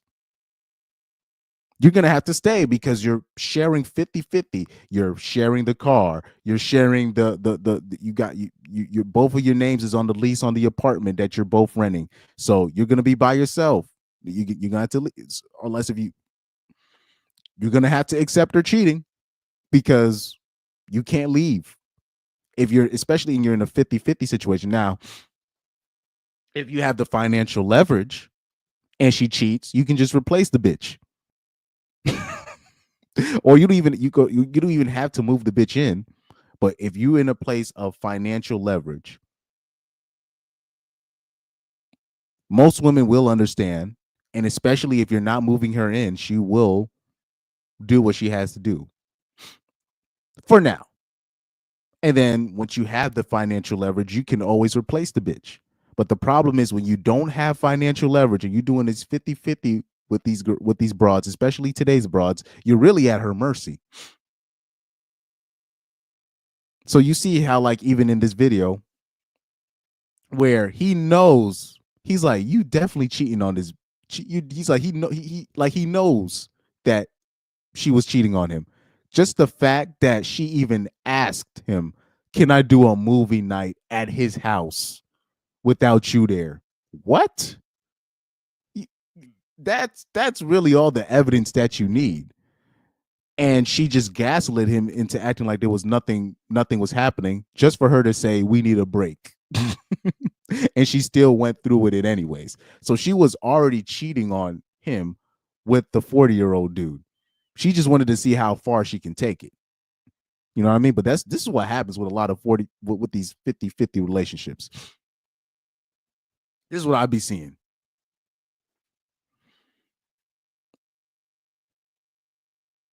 But anyways, Truth Hunter says saw it happen to a friend when he was younger. Yeah, it's just like if you can't let I just believe as a man. This is why I'm pro, you know, the older I get, the more I'm pro age gap relationships because especially if you're dating a girl exactly your same age and you're both making the same money, she's not going to have the same respect for you as if you were dating somebody that's like 6 years younger than you, right? And you're making more money than her and you're taking care of most of the things. I'm not saying you got to take care of 100% of the things, but you have to be the main guy. You have to. You have to have that leverage because first of all, the more money you make, the more options that you should be having when it comes to women. But there's a lot of guys out here, they don't really realize where they stand in the totem pole of things when it comes to women, when it comes to finances, financial leverage.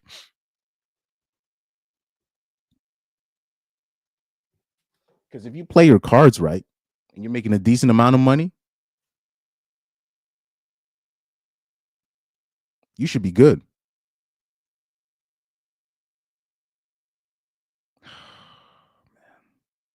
Sorry, I just got a text. Sorry, man. I just got a very disappointing text.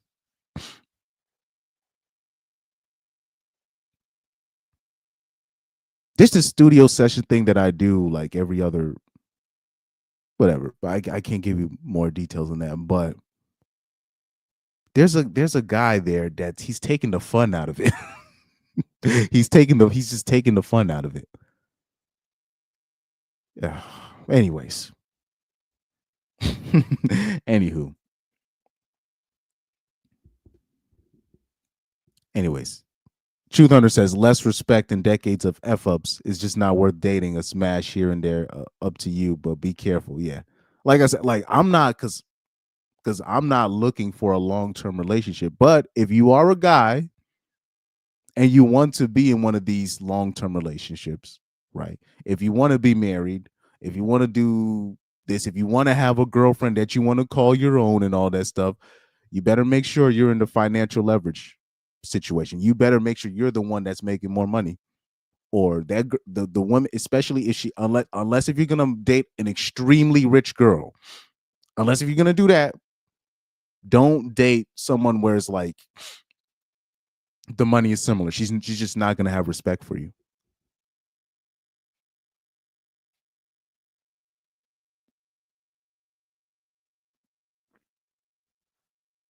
But yeah, nowadays, yeah, Truth Hunter, you're right. It's just not worth dating in general. But it's just not worth some hookups if you can do it. Like, you know, that's what I that's what I just be doing, just some hookups here and there. That's what I do. Yeah, I'm sorry. I just the text that I got is just because there's just one dude who's at this session and I got respect for him as a instrumentalist, but he's taking the fun out. He's just taking the fun out of this shit. Oh my god. Anyway, he's taking the fun out of it, man. Anyway, and it's no disrespect to the to Broski. It's just anyway, man. Anywho.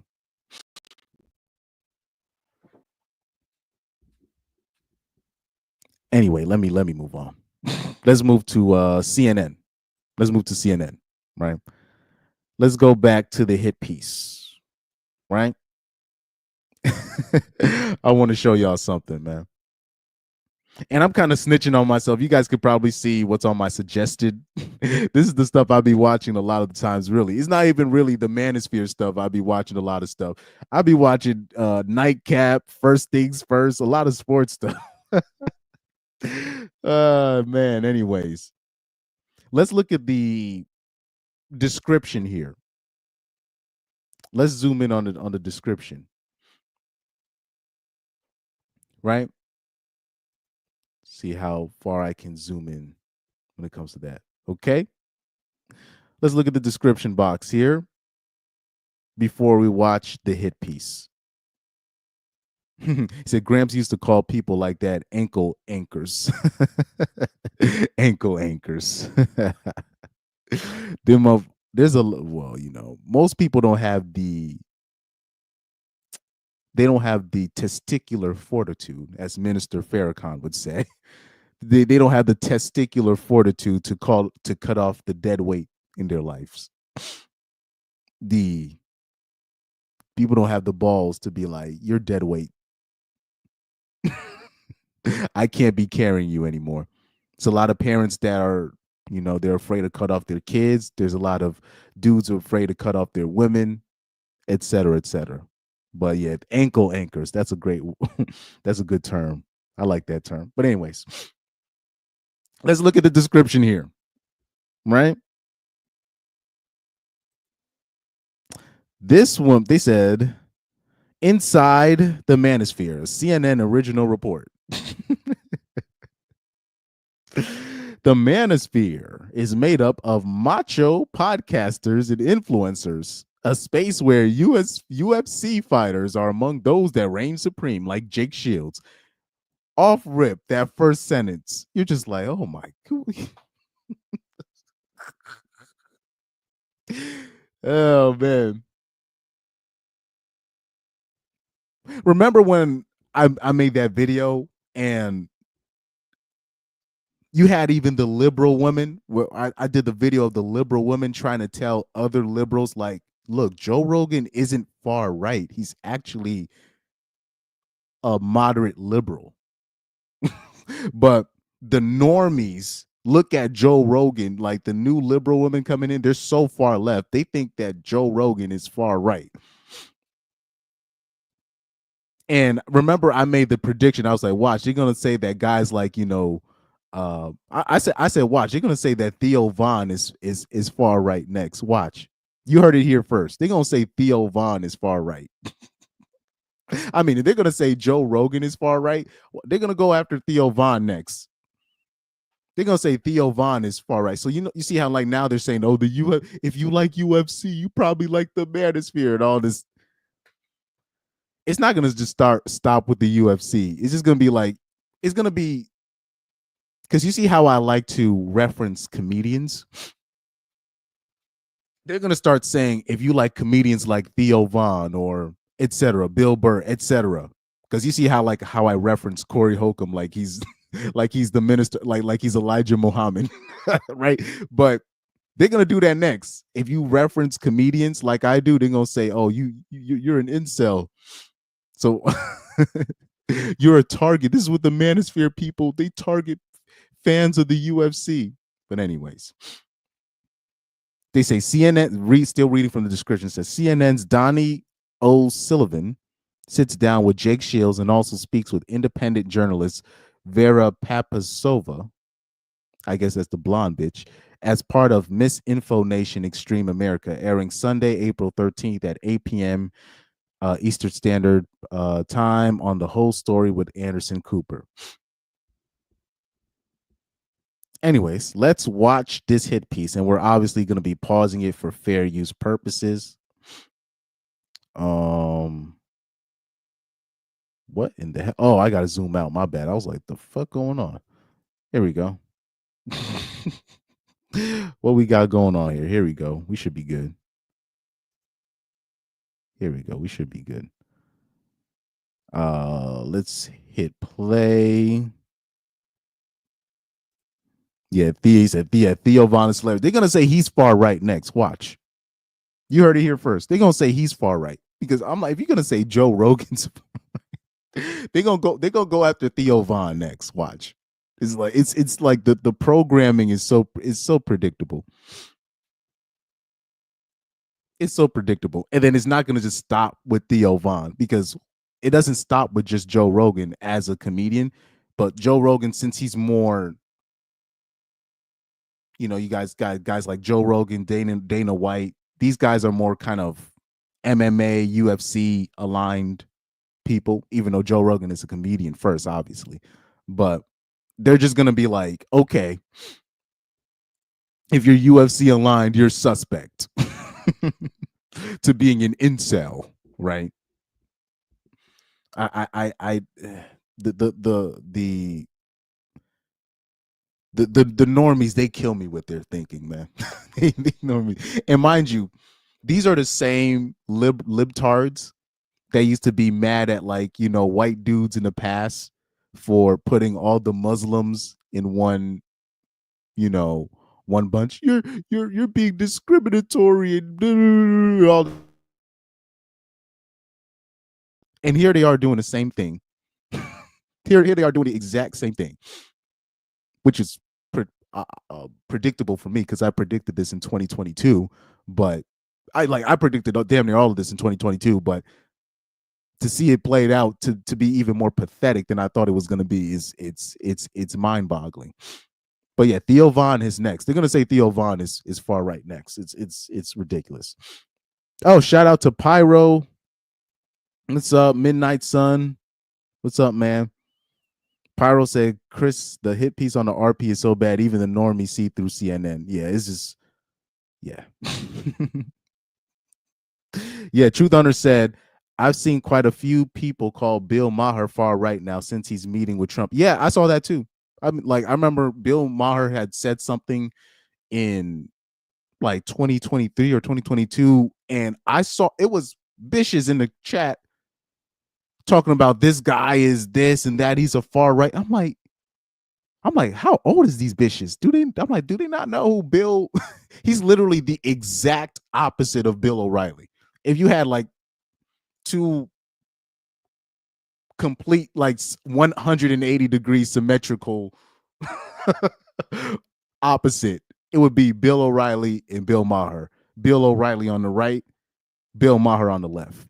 Like, Bill Maher is extremely liberal, extremely liberal, and it was calling him far right. I was like, oh, we I said, wow. I was like, oh, okay. I guess Bill Maher's far right. I've seen that too. I've seen that. Salute, man. But anyways, let's hit play on this hit piece, and we might have to put it on 1.5 speed. We might have to put it at 1.5 speed. I might slow it down though. CNN's Donnie O'Sullivan got in the cage with former UFC star turned podcaster Jake Shields to explore the Manosphere and why exactly it's so popular. They speak liberal, they have liberal friends, and then they go online and they are a white supremacist. This is Vera Papasova. She spent the last year dating far-right men. So this is whatever. Fuck, I don't know what the fuck her name is. But this is the bitch they was talking about in the description box. But you already heard her. So they're already setting it up. They're already trying to set the stage, trying to link Manosphere with white supremacists and trying to they're insecure, they're this, and they're white supremacists.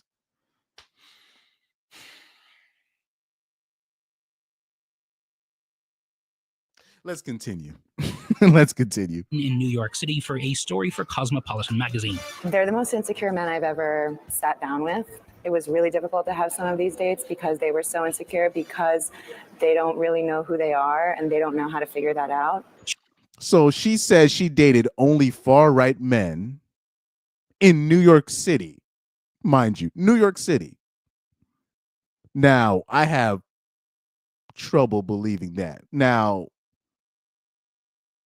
when she's saying dating, I don't know what she means by that. I don't know if she means smashing, but then on top of that, I'm looking at her age. She looks like she's in her 30s. She's definitely in her late 30s. So I'm wondering, how old are the men that she's dating? So that So I don't know how that links really with the manosphere, particularly how they've been trying to link young men, you know, to the manosphere and how dangerous it is for young men. So I don't know what this old hag would have any insight. You know, I don't know how her insight would even help the situation. So I'm kind of leaning towards she's kind of making most of this stuff up as she goes. That's my opinion. I could be wrong about that, but I think she's making most of this stuff up. But we'll let it go. She said the men she dated got all their news and information from the so-called Manosphere. They did not. So I don't know what's wrong with that, because we can't trust CNN. We can't trust MSNBC. We definitely can't trust ABC, anything Disney affiliated. Any liberal leaning news channel, you just can't trust. Particularly if you're talking about the men that she was dating, which was probably older Caucasian men, which I don't understand that link between the older Caucasian men and the younger men that they're so-called targeting, but whatever. But especially if she was dating those guys, they're not going to be, they don't trust a CNN. They have no trust for CNN. Not listen to anything else. They're only listening to independent media, and they're only listening to men talking to men. The Manosphere. So I don't know what's wrong with that. She said they're only listening to independent media. Isn't that a good thing? Like I would encourage men and women not to I would encourage men and women to do their own research, listen to independent media, and then come up with your own conclusions via your own research. Men, first of all, men are telling men and women to probably not listen to CNN. It's not like we're just telling men not to listen to CNN. We're also telling women and kids, yeah, you're better off probably not even watching the news at all. There's been plenty of people saying that. So that's a terrible point that she made. The sphere is made up of macho podcasters and influencers. There's no such thing as an independent female. Most women have zero concept of like money. Females don't have independent thought. It's a space where. So, of course, as soon as they mention Manosphere, what they do, they show Andrew Tate, and then they show Myron Gaines from Fresh and Fit. That's their idea. They think they really think it's like it's a kingdom. Like they really think the Manosphere is like kingdom, where Andrew Tate is the king of the Manosphere, and Myron Gaines is like the prince of the. he's the admiral. He's the general of the man. He's the lieutenant. Like Andrew Tate's Rick Ross and Myron Gaines is Meek Mill. That's how they think the Manosphere works.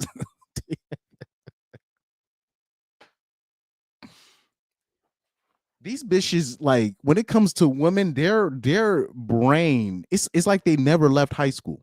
It's like they never left high school, middle school. They really think it's like a hierarchy when it comes to these gathering of ideas and thoughts. Like, wow. So let me just rewind that part again so it leads up to the UFC point.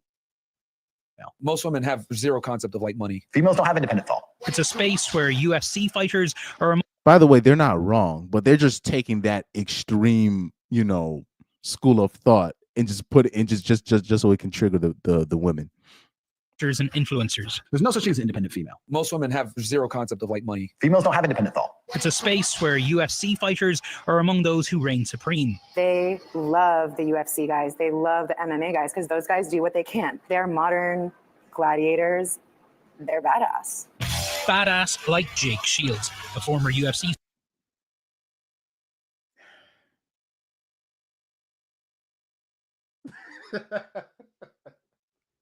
But you see where they're going with this. This is ridiculous. This is ridiculous. If any women are I'll say this, if any women are falling for this, I mean y'all deserve what y'all getting. if any women are falling for this hit piece, I don't know. I do not know what to tell you. I do not know what to tell you. Star turned podcaster. Sorry. Now I'm starting to feel nervous. Thanks for having us. Yeah, of course. Who I met at an MMA gym in Las Vegas. Like all great MMA pros.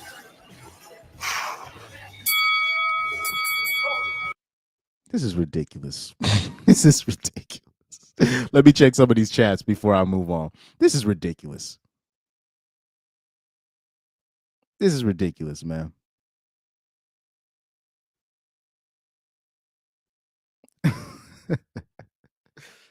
Oh my God.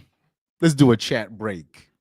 It says more like the feminists and liberals are now afraid of us. Those who are awake because they're losing power and control.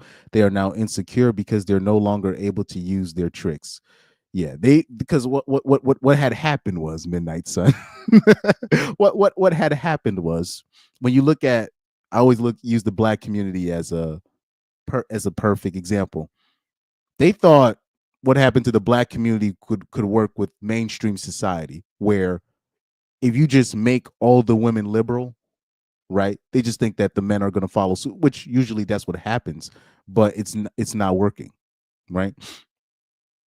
And plus, they underestimated the amount of conservative women that they have, or the amount of liberal women that actually want conservative men. So you'll have women will say all the liberal stuff, all the nice liberal stuff in public, but in private, they're still voting conservative, right?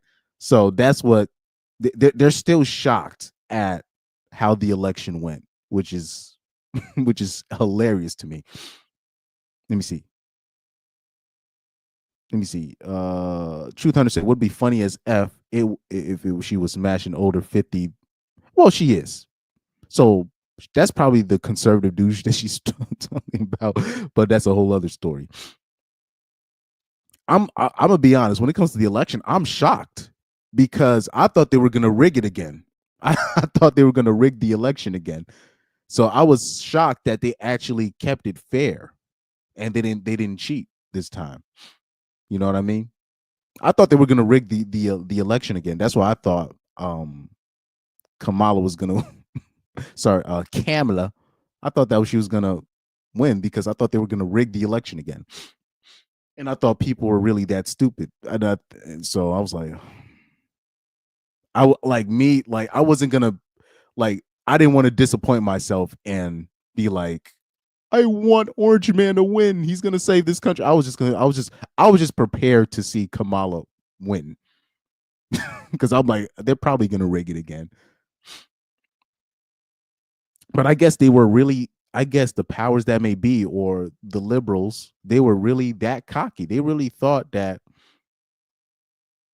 their way is their way is the right way of thinking, and everybody's just going to fall in line. I think they were really that cocky.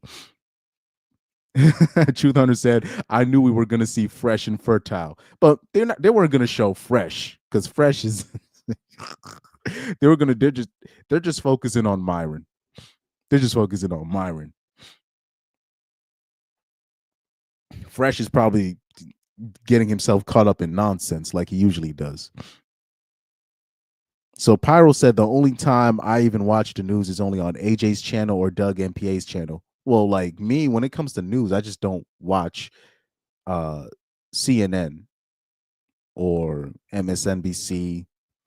I stopped watching like the news in general, like in high school. So everything I just hear is just like via the radio sometimes, and then you'll get news headlines and stuff, and I still read some of the articles from here and there, but it's not like I don't turn on the TV and watch CNN or MSNBC. That's not going to happen. Midnight Sun said Andrew Tate and Fresh and Fit are just grifters, but they're the most popular of the grifters. Those are the guys that got the attention of most of the birds out there, so they're going to use them as an example. Thornstar the Fifth said can't rig a landslide. Facts. Yeah, I think the liberals, they really try to sell Kamala. They really try. I'm like, bro, even what's her name? AOC wasn't feeling Kamala. Even her. So I'm like, y'all really trying to sell this? I said, nobody believe in that bitch. But I thought they were just gonna rig it. But I guess they were really that cocky. They were really that cocky, and they was like, we're gonna count the votes, and they're Oh man. Midnight Sun said, I do think the election was a gender war. Most men decide to wake up and not allow Kamala to take over. But most bitches didn't really believe in Kamala as well. They just didn't say it in public. They just didn't say it in public because most white women still voted for Orange Man over Kamala. Nobody actually believed in the competency of Kamala. Now, in public, they might have said one thing, but in private, the results speak for itself. Truth Hunter said, for news, I look here and there. Most of the time, it's from my barber. Guy has no chill and just says how it is. Yeah, I just look for any types of independent media. Sometimes I'll even look at the USA media through like British articles, even though they're not good as well, like The Guardian, right? The Independent, right? Obviously, those are not good. There's not really any good media out there, to be quite frank. But you just try to see where you can get your stuff from when you can. But whoever's running these media companies, they always have an agenda. So you're never going to really get it straight. You're always going to have to do your own independent research. I've never hit anyone in my life. I'm not punching back. Hear me. KO. This is CNN. Do you miss being full-time pro? Like in terms of Of course I miss it. To go from professional athlete, which is the highest of highs, to retirement. And I guess the podcast has helped. You could fall into depression if you just go from the most amazing career where you're famous and spotlights to all of a sudden you're a nobody. Sure. Like other podcasters in the Manosphere, Jake regularly hosts controversial guests. I named the podcast. And then obviously, already know they're going to bring up, oh, didn't you bring this far right white supremacist guy on your podcast? Fight back. I feel like we have to fight back what we're told we're allowed to do. I just don't like to be told you're not allowed to talk to this person. Like, why can't I talk to him? I'm not saying I agree with his ideology, but I should hear what he has to say. He's hosted the former Grand Wizard of the Ku Klux Klan. They have So we already know what they're trying to do. They're trying to link white supremacy and KKK members to the Manosphere. Oh my God. Very, very special guest, Dr. David Duke. I know you're controversial, but I know how controversial. And Thomas Russo, the leader of the white supremacist group Patriot Front. Let's go where we disagree a little bit. Yes, let's hit race, because you're a white only group. So the organization only allows people of American ethnicity, and all Americans, I believe, come from Europe, so they're white. The true heirs of the American spirit fight on! I understand and talk to these guys. But you already see what they're trying to do. By the way, I like when it comes to groups like that, I'd be seeing like Hispanic people in those groups. Oh man. But nobody let's keep it a buck. Nobody's really afraid of those groups. Like, let's take it off the Manosphere real quick. Like, I remember like when one of those people, they did like a march in like Chicago. They did like a march. One of these people, they in one of these like heavily black populated areas, and they ended up almost getting beat up. So it's not like nobody's really. This is not like it's not the 60s. Nobody's really afraid. You know what I mean? Like nobody's really afraid of these people. Now, I'm not sure what that has to do with the Manosphere or the RP. But that's what they're trying to do is they're trying to link the Manosphere to racism, and then link racism to misogyny and internalize misogyny, and how they're all come to, but that's what they're trying to do. Guys, but I've also not brought anyone hateful. If I do, I'm going to be really on top of them. But so you saying that you haven't brought someone hateful on, right? People say, well, you brought on the Grand Wizard of the KKK, you brought on Patriot Front. Yeah. They're hateful. No, I think those are excellent questions, but people go and watch the actual interviews, I think they would be like, oh, this guy's not near as hateful as if I. So notice we're 3 minutes into the video, and the dating problems or the dating concerns for men have not even been brought up one time. Not once. Not once. You only had the broad in the beginning talking about men are insecure and they're racists and they're white supremacists and stuff. She'd even talk about the so-called dating concerns. All she said was she dated them, and this is how people that follow the manosphere think. Without no detail, no actual synopsis. And you're just like, what kind of hit piece is this? This is sad. This is sad. Now they're talking about racism. They're not even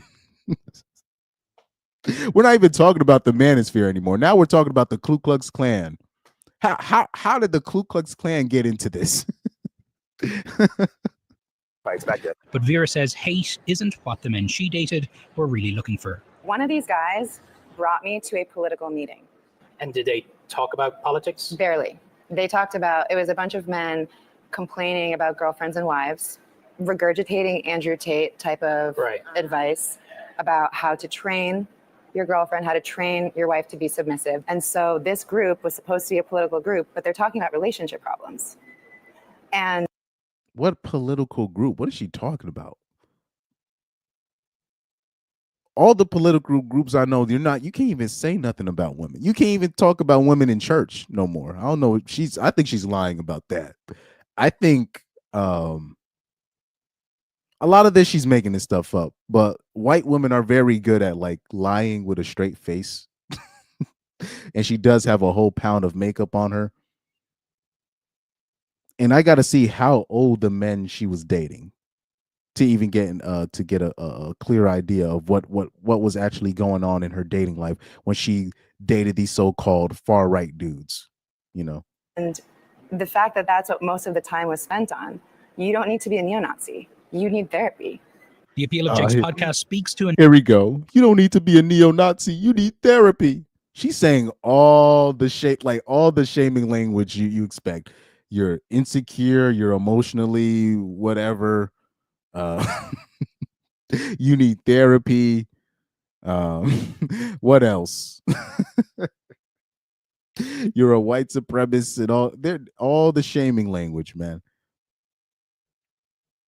And they didn't talk about the passport bros. They didn't talk about SYSBM. They didn't talk about MGTOW. They didn't talk about they didn't even talk about she even mentioned the pickup artists. And you would have thought those would be the first people she would have brought up, the scamming pickup artists. She didn't even bring up that. It's just shaming language. And if you follow if you follow the UFC, this attracts a lot of these people. What are you talking about?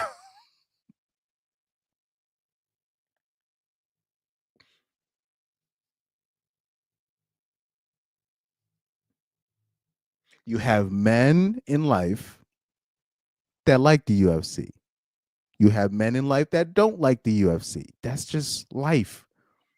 I don't know what the UFC has to do with the manosphere or the far right. I mean,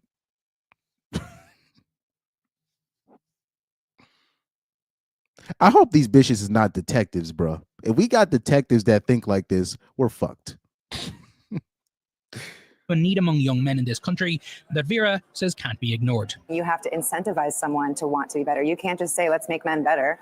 The thing about these guys is their biggest support system is online, but that also is very isolating, and isolation is what breeds hatred. Groups like Patriot Front offer community, a community based on racism and hate.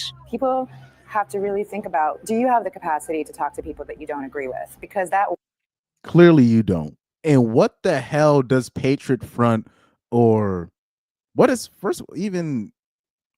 all of this have to do with the manosphere or RP related content or any men related content? What does that have to do with any of that?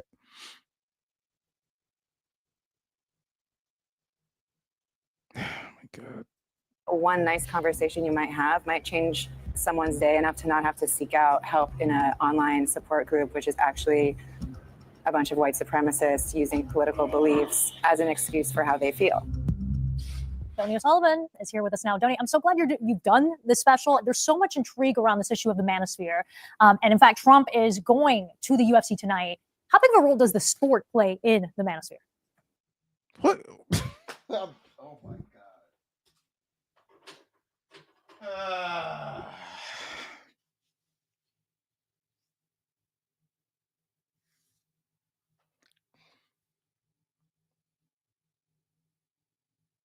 I'm tempted to show my face just to show how disappointed I am with that question.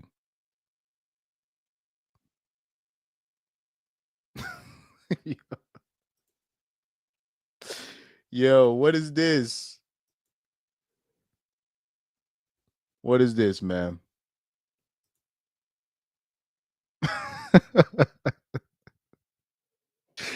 Oh man. Tell me what the UFC has what?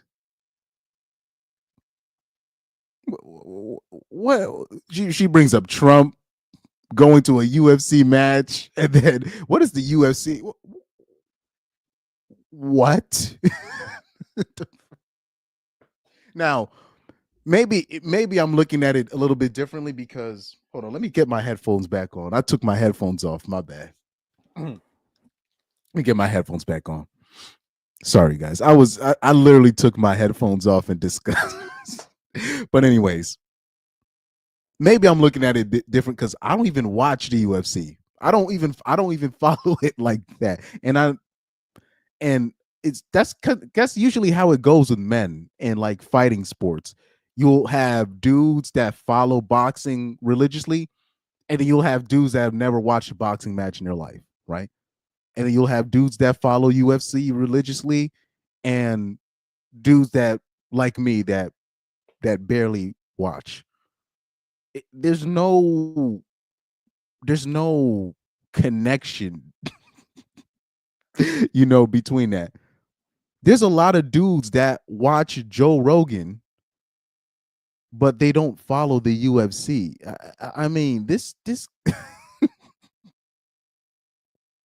how many subscribers do Joe Rogan got? He got like millions of subscribers. I'm pretty sure most of those subscribers don't OD follow UFC like that. They just dudes or women.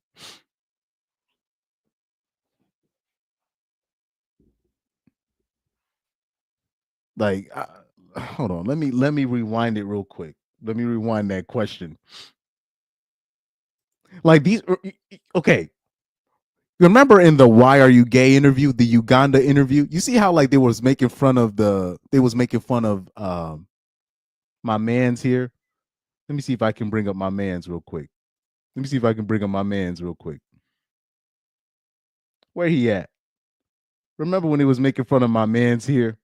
So, and the questions he was asking, where he's just like, so who is gay?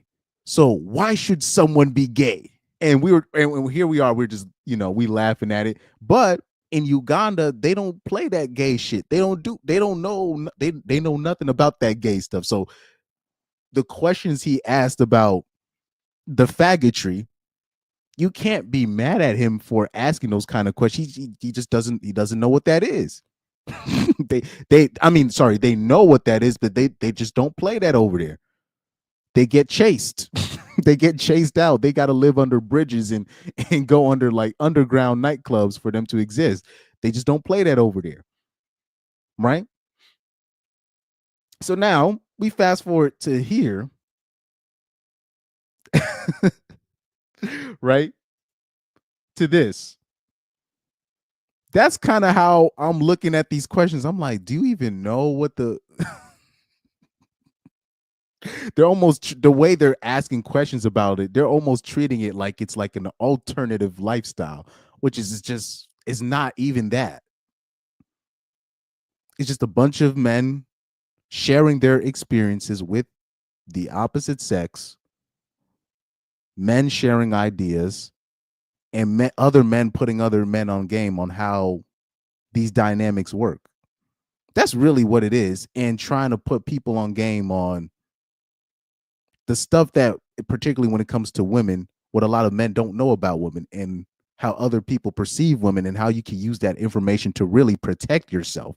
Not really to use it as a sword, but to use the information as a shield.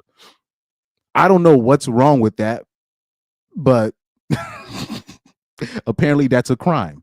Apparently that puts you on the watch list next to terrorists. You know, but you know, this is the world that we are living in currently. But let me do a chat break. Oh man. So Thornstar the Fifth, he says they always look for the shock words to get people's attention and sympathy. Yeah, that's the media. I'm so used to it by now. I'm too used to it. I'm so used to it. That's what I was about to say. Shout out to Truth Hunter. He said, while they pray the people don't learn the KKK was made by Democrats. That's what I was about to say. They bringing up the Klan, but I'm like, wasn't the Democrats? And anyway, I thought this was like common knowledge by now. Even when you look at Sleepy Joe's history, I mean, wow, you know. Yeah, Thornstar the Fifth, you're right. He said this piece isn't for men. This is to push the agenda or message. Yeah, they lost the plot. The Queen of Lies. Midnight Sun said, I bet young and masculine passed their time on her for practice. Yeah, she is.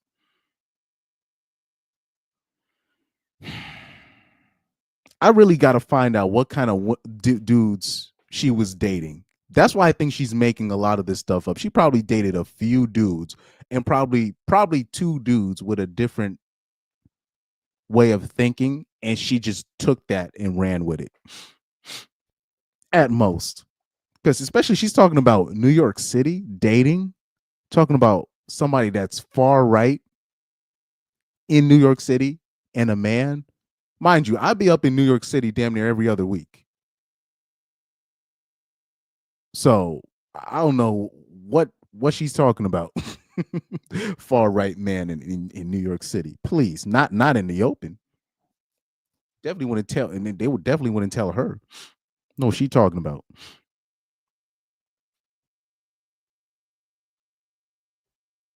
Yeah, is it? Yeah, Joe Rogan and Dana White. They don't like anything attached to them. Facts.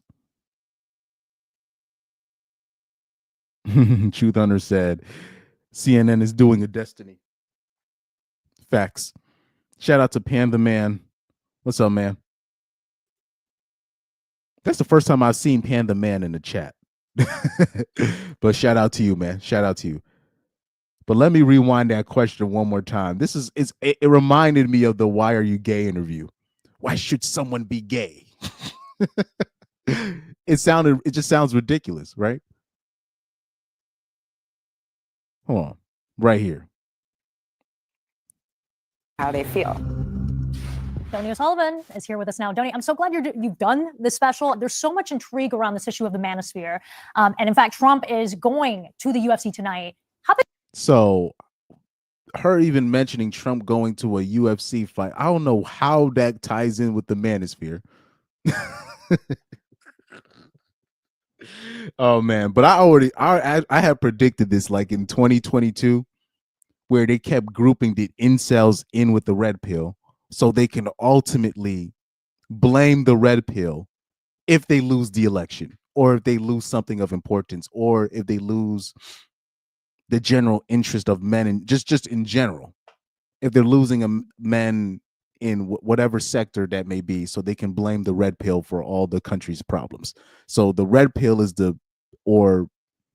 either the red pill, the Manosphere, or the incels. These are now the new boogeymen.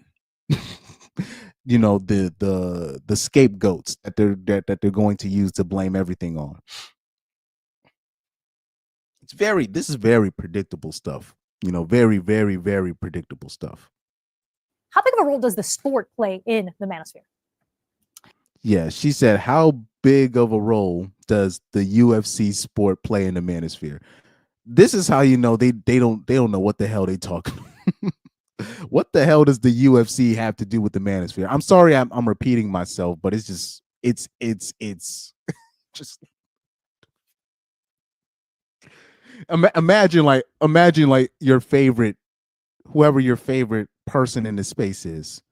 It's like, okay, before we go into our stuff, let's look at the UFC scorecard. So we got this guy who's facing this guy. We got Mighty Mouse facing blah blah blah. We got Conor McGregor facing. So these names I'm using, you can tell I don't know nothing about UFC. But anyways, you got Anderson Silva. Okay, before we go into our stuff, let's look at these UFC scorecards real quick. This is like they have no idea what's going on. They have no clue. Either they're being intentionally dense, or they're just that clueless. And I think they want the Manosphere to be the boogeyman. They want them to be the scapegoat, but they have no idea what it is. They just have no idea what it is. Hey, Isabel, yeah, and look, we should point out at the start here, there's tons of guys who are fans, and some women as well, who are fans of the UFC. I have many friends who are fans of the UFC. It certainly does not mean, that if you are a fan of the UFC, you are falling sort of down this rabbit hole of hate.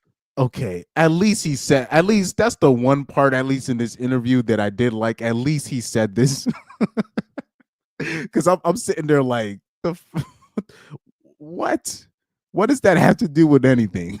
But anyways, let's let him go. Hate and white supremacy and everything else. But what we are seeing is that there is this sort of there is this crossover. The UFC is playing a greater and bigger role really in American life. Joe Rogan, who's the world's biggest podcaster, is a UFC commentator. Dana White, who is the founder of the UFC, is a prominent Trump supporter and was recently appointed to the board of Meta by Mark Zuckerberg himself, another big MMA and UFC fan.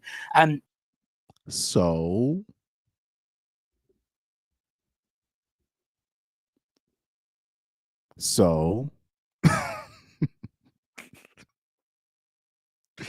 I mean,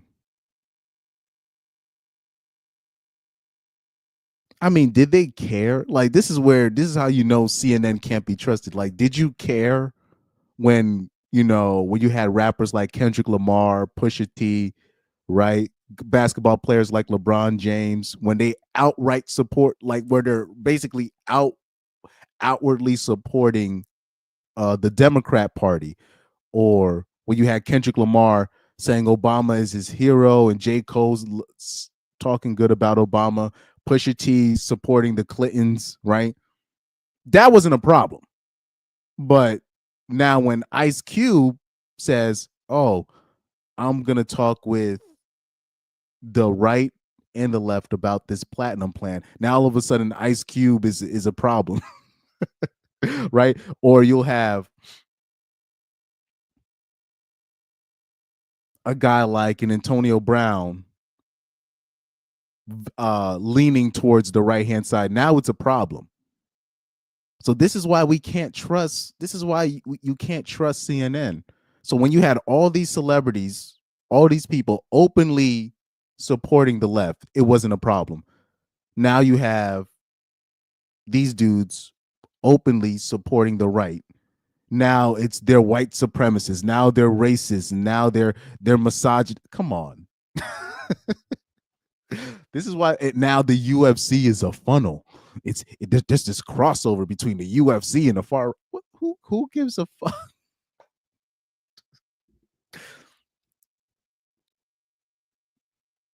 Anyway. And actually fighting tonight in Miami, Trump is going to the event. We're not sure if he'll be there for the earlier fights, but fighting tonight in Miami at the UFC event is a fighter by the name of Bryce Mitchell, who recently set up a podcast of his own. And on his debut episode a few months ago, he said that Hitler was a quote unquote good guy or a great guy. Dana White, the head of the UFC, was quick to condemn that. That's probably misinformation right there. Even though I don't, what's Bryce Mitchell? Hold on. Let me take him at his word. Is that who I think it is? Let me see. Bryce Mitchell. Let me take them at their word real quick. Bryce Mitchell. Is that the guy that I heard before? He looks familiar, but I don't know. He looks familiar. He looks familiar. He looks familiar, but I do remember there was like an MMA guy. He said something about Hister, the mustache guy, right? We'll say it like that. He said something about the Austrian painter. But what's happening is with that situation, people, like, there was like an English translation that came out for like the Austrian painter's speeches, and when people finally started seeing like the English translation, because we only just seen like the Austrian painter just talking and him, if I should, this kind of stuff. So they never would show the English translation, but now somebody finally found like all the speeches and started putting the English translation. And I remember seeing people in the comments, I'm talking about of all races, mind you, they're just like, well, actually, I kind of what he's saying is not too far off. Right? So it's actually been a lot of people looking back at history. Even when you look back at history, when what wasn't the Austrian painter, he was named the Times Person Man of the Year, right? So these are the things that people won't, they won't tell you. Like, now people are starting to find out, or when you talk about these people, Osama bin Laden, Saddam Hussein, these people were assets. These people were American assets at one point, and then all of a sudden, out of nowhere, these guys are the worst things in the world. They're enemy number one, and you're just like, weren't these guys just former assets? Right? So they just don't want people to do their research, right? And it's just always been like that.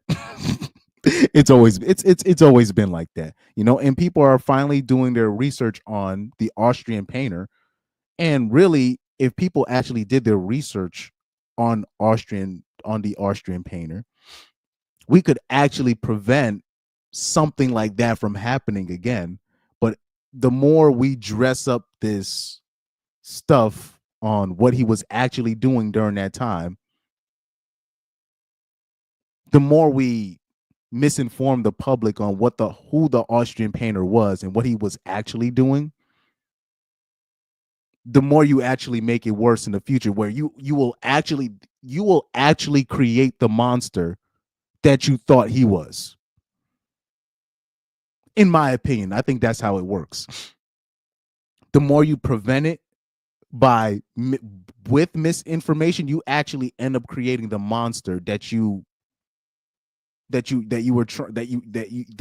you were preventing, but you're actually creating another monster by misinforming the public on what you thought this supposed monster was.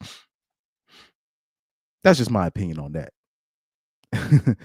Oh, Panda Man said, it's me, Rocky. Oh, I see. Never mind. My bad, bro. Midnight Sun said, poor Orange Man can't even watch the UFC in peace. Exactly. So like when Barry O was in there watching all these basketball games, right? Having all these rappers come up to the White House. That wasn't a problem for CNN, right? But Orange Man wants to go to watch UFC. It's a problem. It's crazy, man. Absolutely nuts.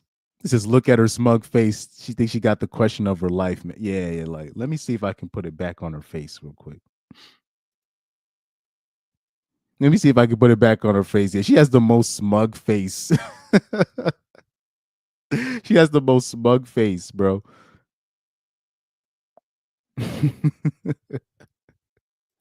You are right. You're definitely right about that. Definitely right about that.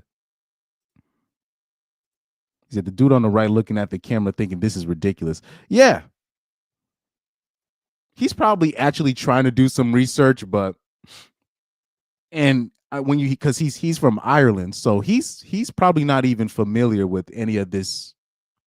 Well, let me not say that, but he is Irish, So I don't know, or maybe he's Irish, maybe he's living in America. I don't know, but he's probably not too familiar with the Manosphere himself. He seems genuinely not informed about the Manosphere, so I'm gonna give him a pass. But and it looks like he's doing some of his research. He's actually in the field, but for him to have the assignment, to go to Jake Shields, I mean, who's next? Who's next? Mighty Mouse? Come on, man. Stop. Yeah, we already know. Thorn started fifth. He said free speech until somebody says something they don't like. Facts.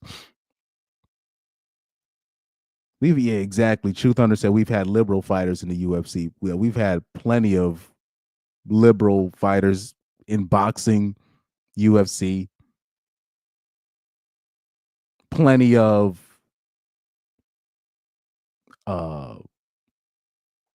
plenty of athletes in general that were open supporters of the Democrats, but particularly Barrio, even to this day. But it's a problem if somebody supports Orange Man. See, Pyro said I saw it on Instagram too when they translated what Mustache Man was saying. Yeah. Because I saw the comments. I saw the comments. So yeah, Kevin Lee supported Bernie as well. Even educated Tyrone. I don't know if he's still in the chat, but no, let me not put him out there. But but people like, if people saw educated Tyrone, aka educated Pookie, if they just heard his content, the normies are not gonna. They're just gonna assume, oh, he's a far right this, and he's he's not that at all. But the normies have been just programmed to think a certain way. They're just programmed to think a certain way. Thorn Starter Fit said, once again, the coexist people are burning Teslas. Facts.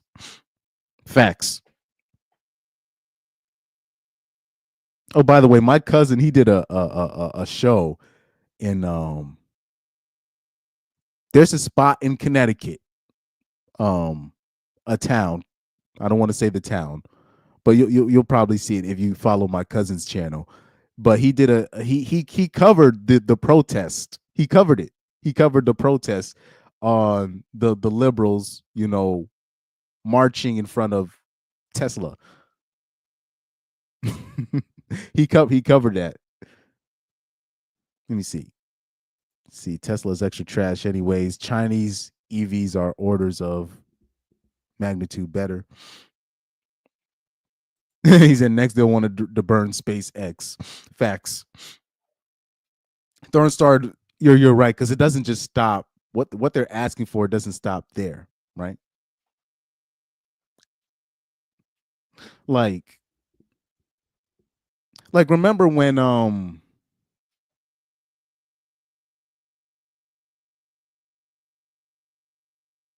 remember the statue thing when the liberals were like taking down statues and whatnot of like the Confederate soldiers? Now, at first, I'll admit to you guys, at first I didn't care because I'm like, it's some Confederate soldiers. Who gives a fuck? But I remember working at Home Depot at the time, and I remember one of the guys, whatever, he came up to me, he was talking politics, one of the customers, because that's what right? These were the people that put me onto game. But he was like, he said, people don't understand. It's not going to stop there. It's not going to stop at the Confederate soldiers. Then they're going to start taking the presidents. Then what's going to happen is, even though he didn't say that, but I saw where he was going. He said it's not just going to stop there. And then I started doing then I just started thinking, I'm like, you know what? What if they start taking down, what if there's a statue of a black male hero that you like, and they take that down? Then what you are going to say? Because you weren't mad when they were taking down the Confederate statues, but now they take down, if there's a Martin Luther King statue, then they take that down. What are you going to do then? Because it's not going to stop with Robert E. Lee. It's not going to stop with Stonewall Jackson if there's a statue of these people. They're trying to take down everything. It's not going to stop with just that. So that was the point he was making, and I was like, you know what, you're right, because I didn't really think it through in terms of then it's going to be Abraham Lincoln, then it's going to be Theodore Roosevelt. If there's that, but then it's going to be basically any statue that is a man, any male statue. They're just going to take down male statues because they supported, because they're part of the patriarchy, and it's internalized misogyny to have a male statue. So it's never just going to stop with that, so that's something that I had to learn. Anyways, let's finish the last 20 seconds of the video. That Hitler was a quote-unquote good guy or a great guy. Dana White, the head of the UFC, was quick to condemn that, but you can just kind of see there where folks who might be coming into this sport for one reason are fan of fighting, and then they're getting exposed to views like Bryce Mitchell's. Anyway, nope, I don't want to watch that. Last night, I don't want to watch that. Not yet. Listening to men. Anyway. But yeah, I'll be watching a lot of First Things First. That's like my favorite sports show. I'm not even gonna hold you. That's like my favorite sports show for the past like 2 years now. Let me see. But yep, this is what you got. So what people got to understand, there are a lot of people that are falling for the hit piece, believe it or not. Right? So you see the top comments, right? You don't need to be a neo-Nazi. You need a therapy, 100%. So this person is agreeing with that. And then basically all of the comments is talking about white supremacy and toxic masculinity and all this and blah, blah, blah.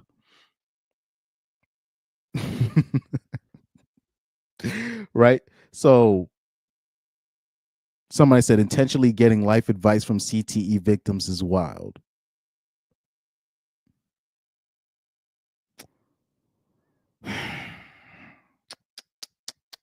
Like I said, believe it or not, there are people falling for this hit piece. So obviously it's ridiculous to us, right? But what you got to understand, most people are normies. Most people are bots. They're just going to fall for it.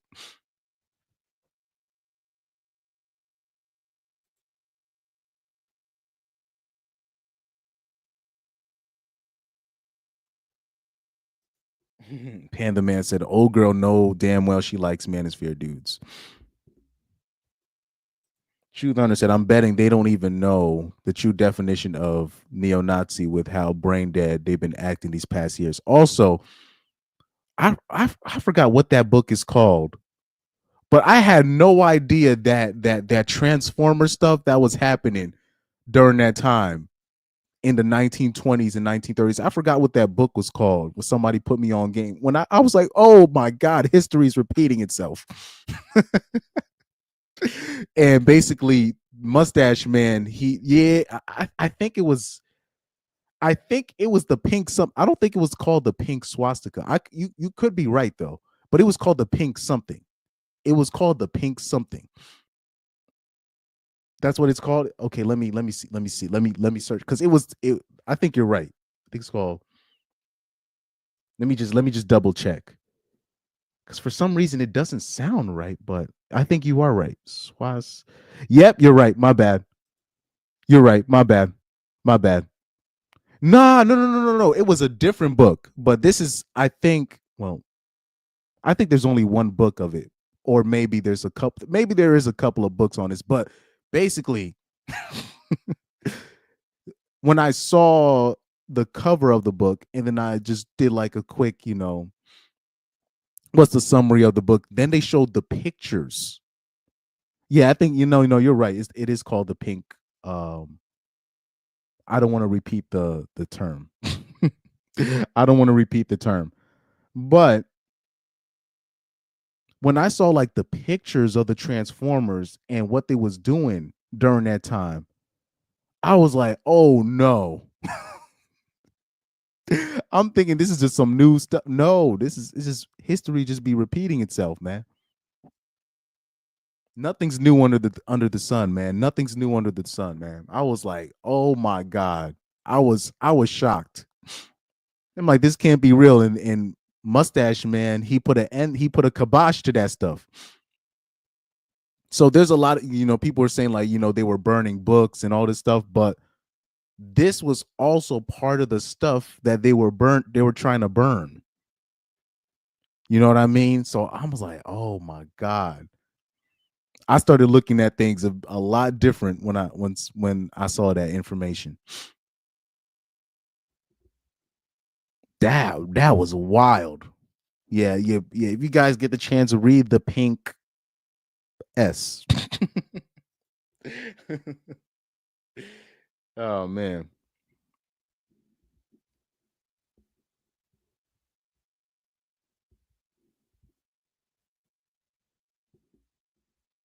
By the way, in Truth Hunter's comment,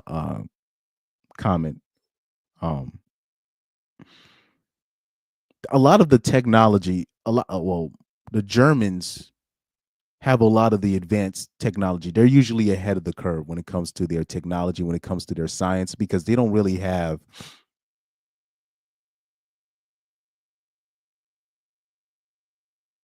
they don't really have any guidelines or parameters. They're always going to push the envelope because they don't really have any like moral, things to stop advancement. They don't really put morals in front of advancing technology. So they're always ahead of the curve when it comes to science and technology. A lot of the best cars, a lot of the stuff, that we, when it comes to inventions and all this stuff, a lot of this stuff is German. Yep, German engineering is that good. Facts. But yeah, if you guys get the chance, read the Pink, you know what, or whatever, anything related to that. It's some interesting stuff. It's a history that a lot of people don't know about. I was new to that. I was very new to that. Oh damn! You gotta be subscribed to CNN to read this article, please. Please. Like I would subscribe to that. Anyways, let's get the and look at this right here. Look at this right here. Tonight, this Is declining birth rate global warming of the right? The rising conservative movement pronatalism. What in the oh my God.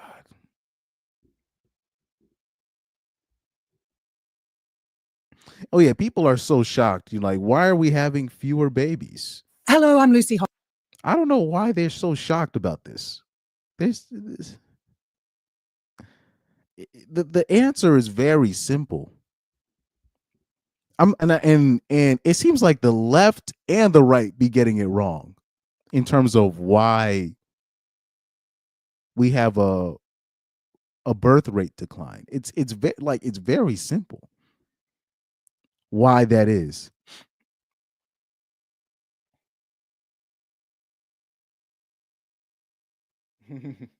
Midnight Sun said, you know what CNN stands for? Can never neglect.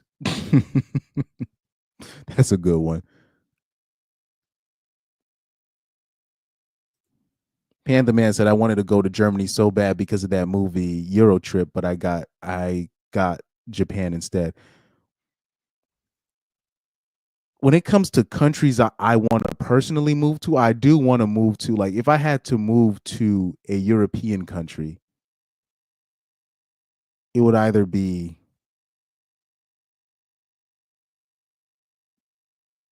it would have to be either Germany, Austria, Netherlands, maybe it would probably have to be Switzerland.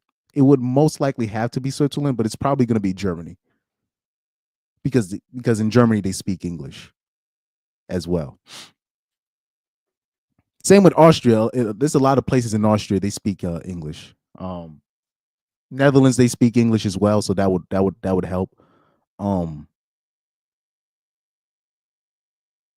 I don't know about Spain. But I would consider it.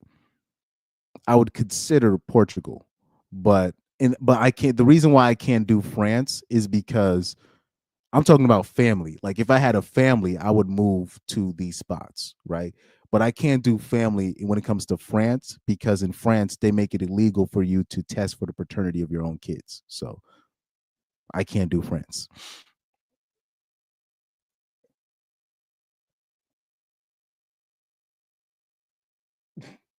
He said, so wanting to be a parent is right wing now. Yeah, exactly. You're just like, I was like, I looked at that headline. I was like, what in the and they just can't fathom. We have a declining birth rate. What is it?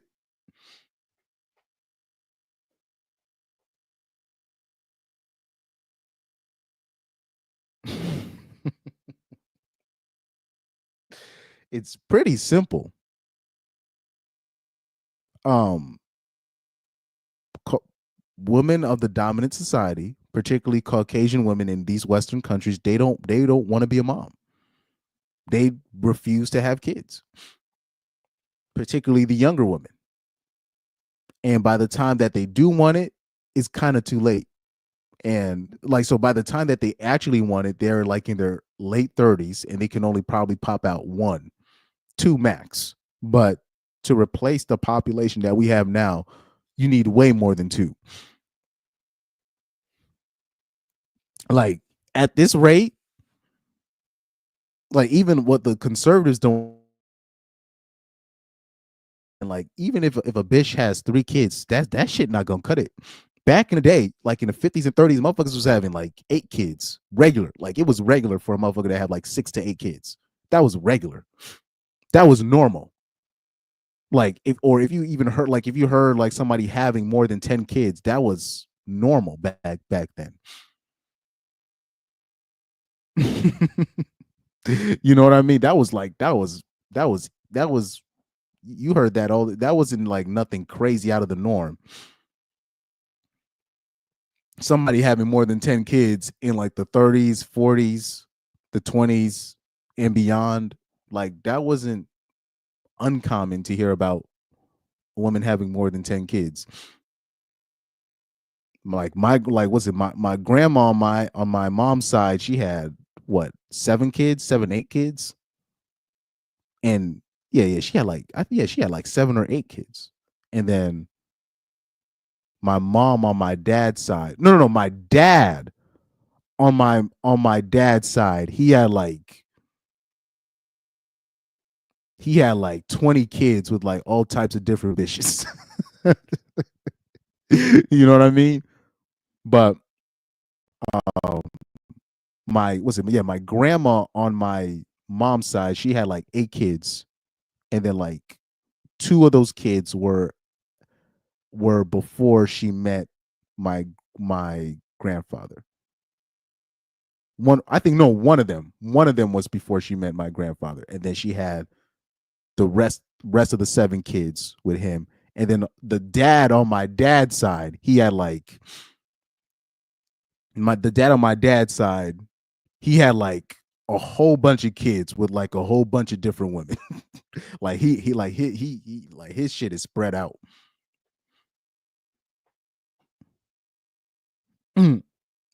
But I bring that up to say, like, women back then had like a lot of kids, like a lot of kids.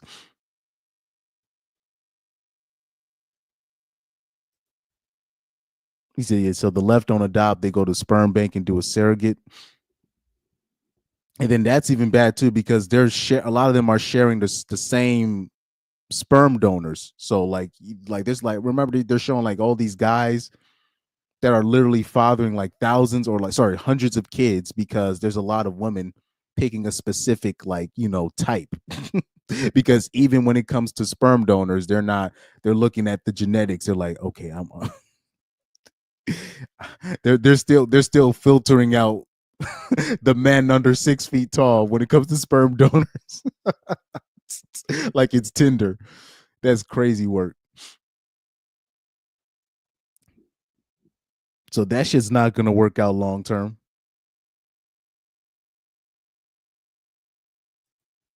Can't be strong and independent with a family. Yeah, exactly. Because back in then, when you had farms, it's all hands on deck. So you had to birth as much kids as possible so you can have more people to help you out when it comes to working the fields. So that's why you would see like those farmers from back in the day, or those farmer families, they would have these big old families because it's all hands on deck, including the wife. All these dumb bitches from the city talking about, I just want to be married to a farmer boy and just be taken care of. And I'm like, you do know, like, you got to work on the farm. Everybody's working, not just the man. Wow.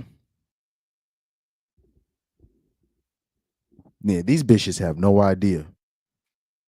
They have no idea, man. They have no idea, man.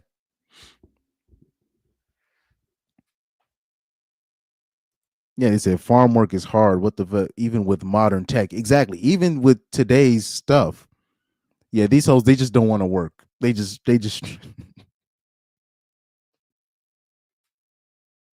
Oh, by the way, hold on. Let me show y'all something. Remember, I did the video on the woman. Sorry, that's I got to be more specific than that. The broad. I did. She is a page turner. That girl. The so-called working mom from home. Remember, I did the video on her. So somebody dropped the information on her, and I'm baffled because I ended up doing the research, and this is true. The so-called working mom at home. So remember, I did the video on her, and she had, the woman that's talking about the emotional labor, the one where she said, I consider divorcing, where she said she considered divorcing her good husband. So right here. So not only is she a stay-at-home mom, she sends the kids to daycare. Look at this comment. She sends the kids to daycare despite being a stay-at-home mom. Not only does she pay for daycare, but I remember I read somewhere else that she at one point had a nanny to help her out. This bitch is just lazy, bro. And to do a consultation with Paige Connell, it's like $250 an hour or $300 an hour to do a coaching call with her. If a mom wants to do a coaching call with her, I was like, are you fucking kidding me? This is the bitch she was talking about. Oh yeah, I consider divorcing my husband because he put the dishes in the wrong way, and he wasn't helping me with the housework. So this bitch, I was thinking that she actually had like a job. She doesn't have a job. She's a stay-at-home mom. She's a stay-at-home mom. I thought her and basically her husband is a lineman electrician that's making six figures, and she just stays at home. This bitch is lazy. This is the laziest bitch on earth, dog. This is really the case with a lot of these moms in the suburbs. They be complaining about nothing. I'm talking about, man, I used to, when I was younger, and I used to go to certain people's houses. I don't want to say what town it is, but it was a town where, or sorry, it's towns that where I would play soccer with these people, or I went to school with these people, and their moms their moms was just sitting there at home doing nothing because their husbands had everything taken care of, and they would still complain. I used to be like, look, I'm like, yo, my mom and my dad, both of them got to work. I'm like, what is she complaining about? I used to be like, what the fuck this bitch complaining about? These bitches be complaining about nothing. These be the bitches that be making these accounts. These be the ones that be divorce graping their husbands. And I'll be like, bro. But this is a normal thing. This is a normal thing. When I found out about Paige, I thought she actually because she said that I work. She said I work too, so I assumed that she had like like some kind of part-time job to help with the house. This bitch, she don't work. She don't even have it. She don't work. And I bet you when it comes to the housework, because she said everything got fixed, I'm pretty sure what ended up happening is the husband ended up having to do the housework as well. Basically, all of it. Just for her to just stop talking and to stop complaining. These bitches are lazy, dog. Just lazy. Absolutely lazy. So a lazy mom is the worst. Pyro says I can't take American women seriously at all. Shout out to Trevor. He said yes to bounce. Peace out, bro. But yeah, they just don't want to work. Hoes don't want to work, man. And like let me see.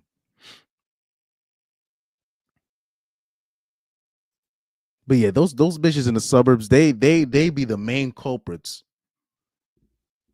I'm talking about complaining about nothing. Absolutely nothing. I don't even want to say the towns or the because if I told you the towns, you'd be like, wait, those people make bank. What is she complaining about? I used to literally look at these particularly, these older white women particularly, and I used to be like, I was like, what are they complaining about? All these bitches do is complain. Yo, man. Look, I'll say this, man. Looking back,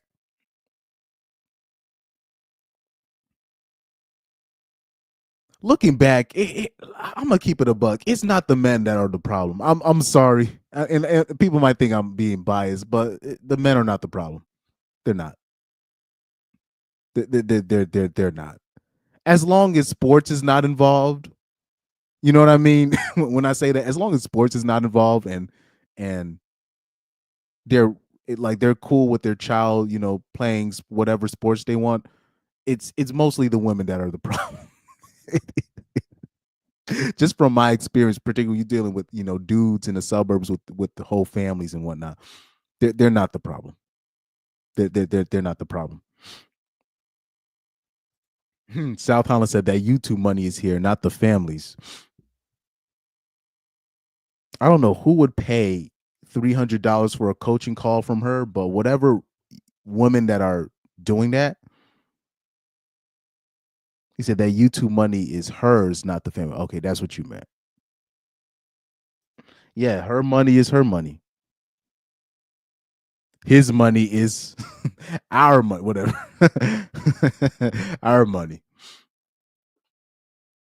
But yeah, the complaining Olympics, particularly from when you're talking about Caucasian women in these communities, and I'm talking about they literally have everything. Everything. I remember going to one of my teammates.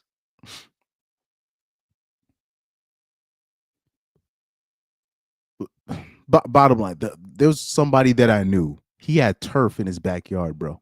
He had turf. He had turf in his backyard. That's how much money he had. His dad had. He had turf in his backyard. Okay, I don't even want to tell you the town. But oh yeah, by the way, I live in Connecticut, so this is where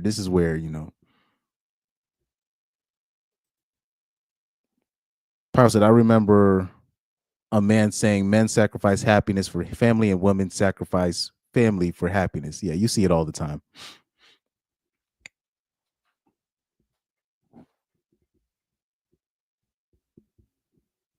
This is true. This is true. But anyways, let me see. Do I have anything else from Instagram I want to cover? I probably don't, but let me just double check. Let me hold on. Let me show you this Corey Holcomb clip because people let me show you this Corey Holcomb clip that I saved.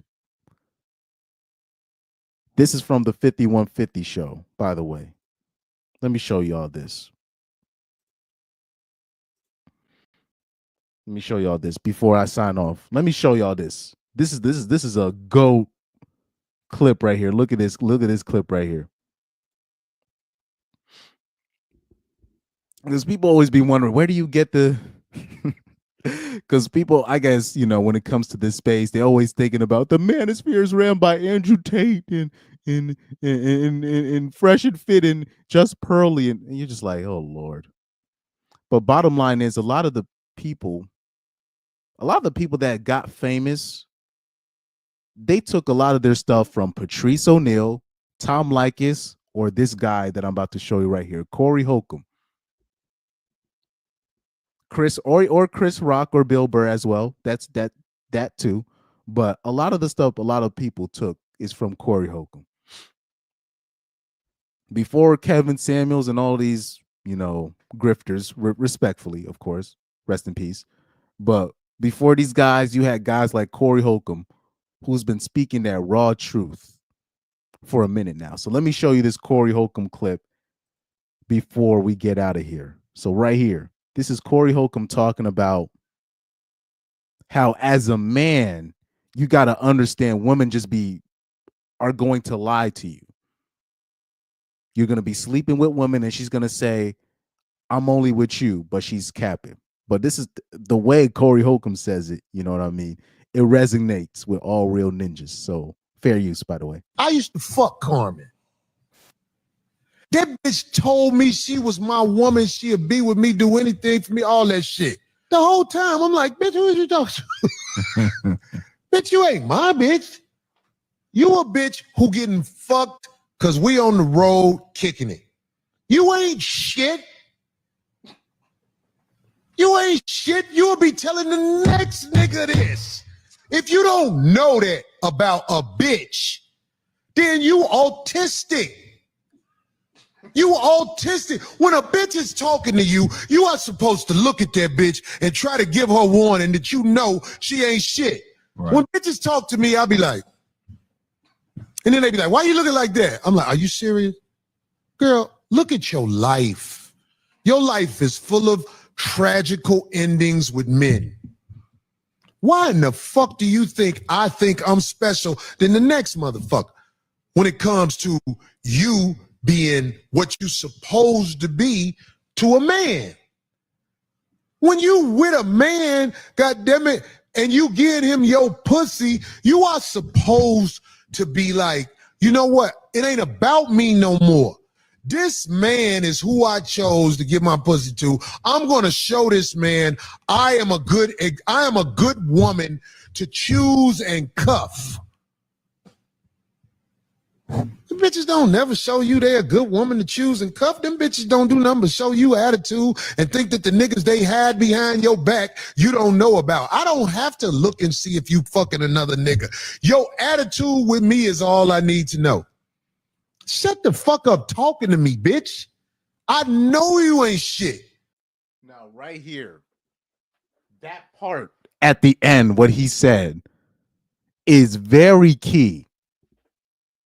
Particularly when he's talking about the ninjas, the men that the women are hiding behind your back. A lot of the times, people don't understand, when your woman is giving you an ultimatum, that means there's another guy that means she's already cheating with another guy for the most part. for the most part, that's what happened. That's what happened with Tom Brady. When she said, oh, I need you to be home more and blah, blah, blah, that means she's already messing with another dude and she's trying to give you an ultimatum. You're not supposed to fall for that. You're supposed to be like, oh, you got another dude in your ear right now. That's really, but a lot of people don't know this. A lot of people do not know this. That's one of the main warnings that you can see if you have a girl, if you have a steady girl over wife, if she's giving like one of them ultimatums where you got to do this or I'm leaving or I'm doing this, that means there's another guy in her ear and she's probably already messing with that other dude.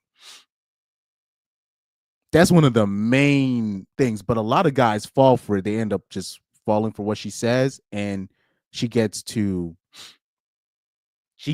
because now you're doing what she's. Now you're basically obeying her, and then now you're giving her the power and the options. That's actually one of the main ways you can tell if your girl is messing around on you. So those are facts right there.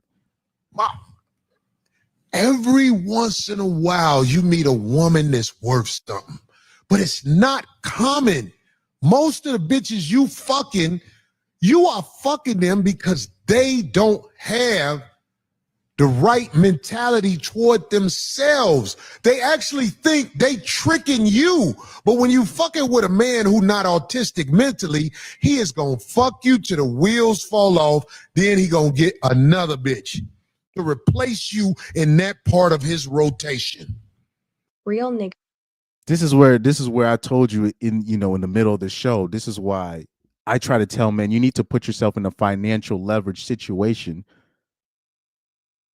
This is why I don't believe in all that 50-50 stuff, me personally, because if you're in a 50-50 thing, I don't want, if you're a man, you can't put yourself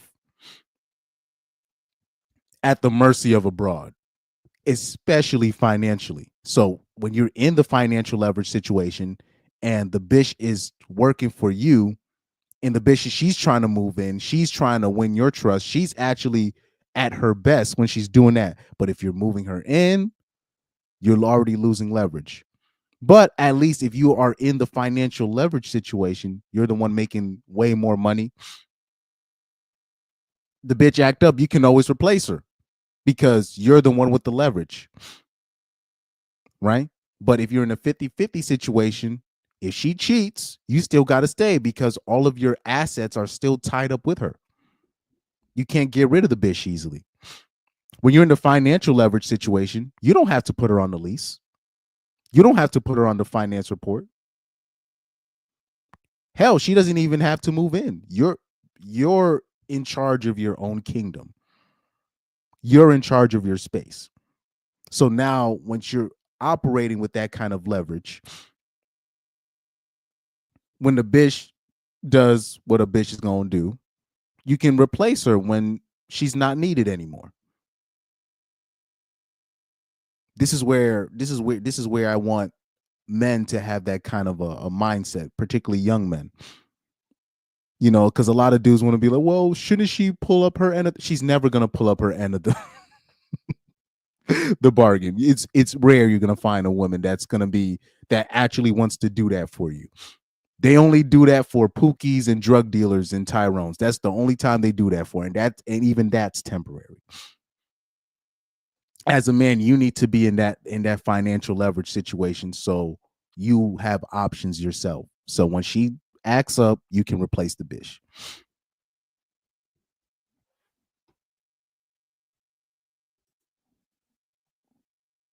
Let me see. Yeah, people don't understand. Yeah, comedians really spark the red pill. That's my opinion too. I believe comedians spark the red pill. Yeah, South Holland said, I'm going to have to listen to the whole thing during work. Sounds like you went in. Yeah. And, oh, shoot, I went over 3 hours. Well, 3 hours and 9 minutes. But anyways. But yeah, that hit piece was ridiculous. That was ridiculous. Anybody else wants to watch that? Let me see. Do I still have it? Yeah, you just go on CNN's page if you want to watch the. Let me see.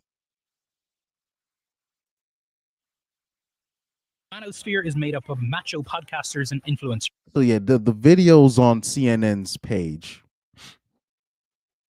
So you can watch it if you want to watch that video and make your own, synopsis or analysis, all of that. But yeah, this was CNN. They don't even realize they're losing. But when you look at the comments, there's a lot of people still falling for it. Hence, the term incel has now just boomed. You know, the term incel has just boomed out of nowhere, you know, but that's just the normies talking. That's just the normies talking. But anyways, shout out to you guys. Thank you for listening to today's show. I have to sign off on this one. I went way over time, like way over time, but it was worth it. It was definitely worth it. I do got more videos for you tomorrow. A couple should drop. I still got some topics. In hand. You know, still got some topics in hand. But anyway, shout out to you guys, man. Thank you guys for watching. Thank you guys, Warband members, the usual suspects. Thank you guys for tuning in. Just be ready for the shaming language. You know, don't be afraid to be called an incel. Right. But at the same time, I'll say this: don't talk about this stuff at your job. You know, I've always maintained that don't talk about this stuff at your job. Right. So yeah, that's all I got for today. Thank you guys and peace out. I will see you soon. I will see you guys very soon. Peace out and take care. What will be the outro video? What I already have, I think. Peace out.